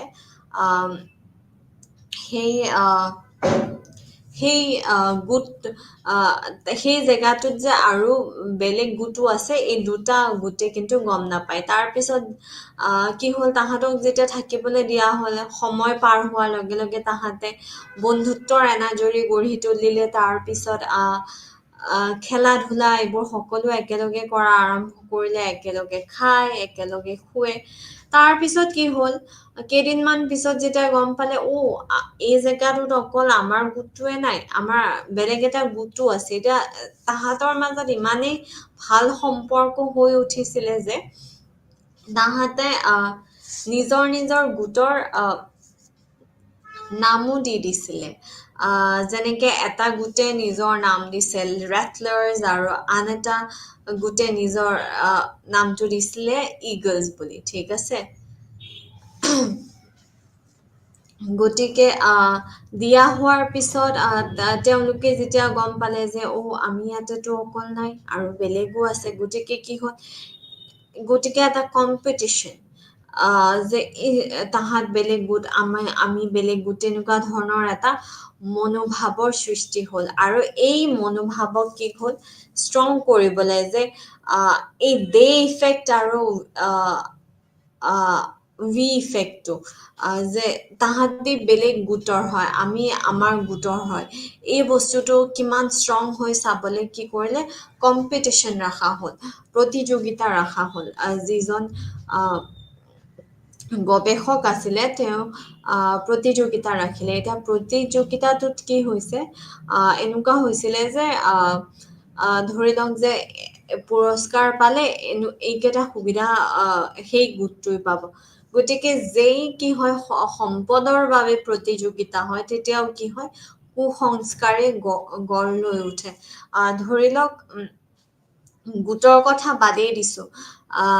আমাৰ যদি পচন্দৰ টি চাৰ্ট বা পচন্দৰ জিন্স এটা লাষ্ট পিচ আছে আৰু সেই বস্তুটোৰ ওপৰত আমি 3টা মানে নজৰ দি আছোঁ যে এইটো মোক লাগিব, তেতিয়াও কি হয় আমাৰ প্ৰতিযোগিতা হৈ যায় যে মইহে কিনিম, মোৰহে ভাল লাগিছে, তেনেকুৱা ধৰণৰ কথা।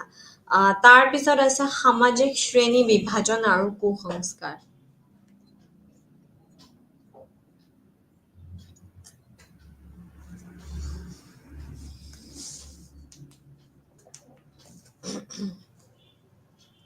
এতিয়া ইয়াতে মই যিটো ক্ৰিকেট খেলৰ যিটো উদাহৰণ দিছিলোঁ, কথা হ'ল যে আমি সৰু সৰু গোটত আছোঁ আৰু আমি এই গোটটো বঢ়াব হ'লে কি হয়, তেতিয়া কুসংস্কাৰ কমে। কিন্তু যদি আমি এনেকে সৰু সৰু গোটতেই ভাগ বতৰা হৈ থাকোঁ, তেতিয়াহ'লে কি হয়, তেতিয়াহ'লে কুসংস্কাৰ বাঢ়ি গৈ থাকে। এতিয়া ধৰি লওক আমি যিবোৰ শিক্ষা অনুষ্ঠান আছে, অসমৰ বিভিন্ন প্ৰান্তৰত যিবোৰ শিক্ষা অনুষ্ঠান আছে, তেওঁলোকৰ মাজতে ধৰি লওক আমি কিবা এটা কম্পিটিশ্যন ৰাখি দিছোঁ, আমি কিবা এটা প্ৰতিযোগিতা ৰাখি দিছোঁ।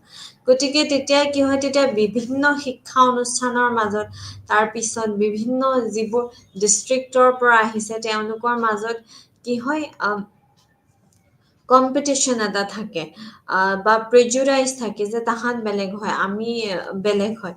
কিন্তু সেই একেখিনি মানুহক যেতিয়া আপুনি ক'ব যে তোমালোকে অসমক ৰিপ্ৰেজেণ্ট কৰিব লাগিব, অসমক দাঙি ধৰিব লাগিব ৰাষ্ট্ৰীয় পৰ্যায়ত, গতিকে তেতিয়া এই ভাগ বতৰাটো গুচি যায়গে। তেতিয়া আমি চব অসমীয়া, সেই বস্তুটো উপলব্ধি হয় সকলোৰে। গতিকে সৰু সৰু গোট যেতিয়া বনোৱা থাকে, তেতিয়া কি হয়, তেতিয়া কুসংস্কাৰ বাঢ়ে। আৰু যেতিয়া কি হয়, আৰু এই সৰু সৰু গোটবোৰক যেতিয়া আমি বহলাই দিওঁ, তেতিয়া কুসংস্কাৰ আমাৰ হ্ৰাস হয়গে। তাৰপিছত আমি চাইছিলোঁ বৈষম্য এতিয়া হৈছে যে আমি লক্ষ্য গোটৰ সদস্যসকলৰ প্ৰতি পক্ষপাত দুষ্ট গোটৰ সদস্যসকলৰ দ্বাৰা বৈষম্যমূলক আচৰণ, মৌখিক আক্ৰমণ, হিংসাত্মক আচৰণ আদিৰ ৰূপত বৈষম্য প্ৰকাশ কৰা হয়। গতিকে আমি কি কৰোঁ, আমি যি গোটক ভাবোঁ যে, বা যিসকল মানুহক ভাবোঁ যে সকল মানুহ আমাৰ লগত নিমিলে বা এই গোটটো আমাৰ লগত নিমিলে, গতিকে তেনেকুৱা ধৰণৰ মানুহসকলৰ লগত আমি কি কৰোঁ, আমি বৈষম্যমূলক আচৰণ কৰোঁ, আমি মৌখিক আক্ৰমণ কৰোঁ, তাৰপিছত আমি হিংসাত্মক আচৰণো আমি কৰোঁ। তাৰপিছত সহায় কৰিবলৈ অনিচ্ছা, যে ধৰি লওক আমি সহায় কৰিব পৰা পৰ্যায়তে আছোঁ, কিন্তু আমি সহায় নকৰোঁ, তেনেকুৱা যেতিয়া হয়, সেয়াও হৈছে এক প্ৰকাৰৰ বৈষম্য। যে মই কাৰোবাক মোৰ ধৰি লওক কোনোবাই মোক কলম খুজিছে, মোৰ লগত 3টা কলম আছে আৰু মই এটাহে ব্যৱহাৰ কৰি আছোঁ, কিন্তু মই নাই দিয়া কলমটো, কাৰণ কি মই ভাল নাপাওঁ, মোৰ নেগেটিভ ফিলিংছ আছে সেই মানুহজনৰ প্ৰতি বা সেই গোটটোৰ প্ৰতি। তাৰপিছত টোকেনবাদ এনেকুৱা হয় যে মানুহ এটা মানে এটা ফলছ পিকচাৰ দিয়ে যে আমি যিবোৰ বেকৱাৰ্ড ক্লাছেছৰ মানুহ আছে, তেওঁলোকক আমি সহায় কৰিছোঁ কিবা কিবি, কিন্তু আচলতে নহয়, তাহাঁতক এনেই আনি বহাই থোৱাহে হৈছে, আগবাঢ়িবলৈ একো স্কোপ দিয়া হোৱা নাই, তেনেকুৱা ধৰণৰ কথা। তাৰপিছত বিপৰীত বৈষম্যত কি হয়, এনেকুৱা লাগে যে বহুত বেছি সহায় কৰিছে, তেনেকুৱা ধৰণৰ, কিন্তু আচলতে সহায় কৰা নাই। সেই যাক আমি ভাল নাপাওঁ বা যাৰ প্ৰতি আমাৰ বেয়া ভাৱ আছে, তেওঁক আমি বিপদতহে পেলাওঁ, তেনেকুৱা ধৰণৰ আহি যায়গে। তাৰপিছত ষ্টেৰিঅটাইপ, কুসংস্কাৰ আৰু বৈষম্য হ্ৰাস কৰা প্ৰকাৰসমূহ। এতিয়া প্ৰকাৰসমূহ হৈছে সামাজিক শিকাৰ দৃষ্টিভংগী, বৰ্ধিত আন্তঃগোট সম্পৰ্ক, পুনৰ শ্ৰেণী বিভাজন, তাৰপিছত অপৰাধবোধৰ উৎপত্তি কুসংস্কাৰৰ পৰা হৈছিলে, ষ্টেৰিঅ'টাইপবোৰ অস্বীকাৰ কৰিবলৈ শিকা, সামাজিক প্ৰভাৱ। গতিকে প্ৰথম কথা হ'ল যে সামাজিক শিকাৰ দৃষ্টিভংগীত কৈছে যে আমি বস্তুবোৰ আমি চাই শিকো। তাৰপিছত বৰ্ধিত অন্তৰ্গোট সম্পৰ্ক, ইয়াতে কৈছে যে যেতিয়া আমাৰ মানুহৰ লগত কথা বাৰ্তা ইত্যাদি বাঢ়ে, তেতিয়া কি হয়, তেতিয়াও কুসংস্কাৰ, ষ্টেৰিঅ'টাইপ ইত্যাদি বাঢ়ে। তাৰপিছত গোটবোৰ যেতিয়া দীঘলীয়া হৈ যায়, এক্সপেণ্ড হৈ যায়, তেতিয়াও কি হয়, ষ্টেৰিঅ'টাইপ, কুসংস্কাৰ এই সকলোবোৰ বস্তু কমেগে। তাৰপিছত সামাজিক প্ৰভাৱ, যে আমি আমাৰ সমাজৰ পৰা যিখিনি বস্তু শিকো সেইখিনিও বহুতখিনি পৰ্যায় লয়, যে আমি কুসংস্কাৰ ডেভেলপ কৰিছো বা আমাৰ বৈষম্য হৈছে, হ্ৰাস কৰাটো বহুতখিনি সহায় কৰে। আজিৰ কাৰণে আমাৰ এইখিনিয়ে। আজি আমি আলোচনা কৰিলো ষ্টেৰিঅ'টাইপ, কুসংস্কাৰ আৰু বৈষম্য। ধন্যবাদ।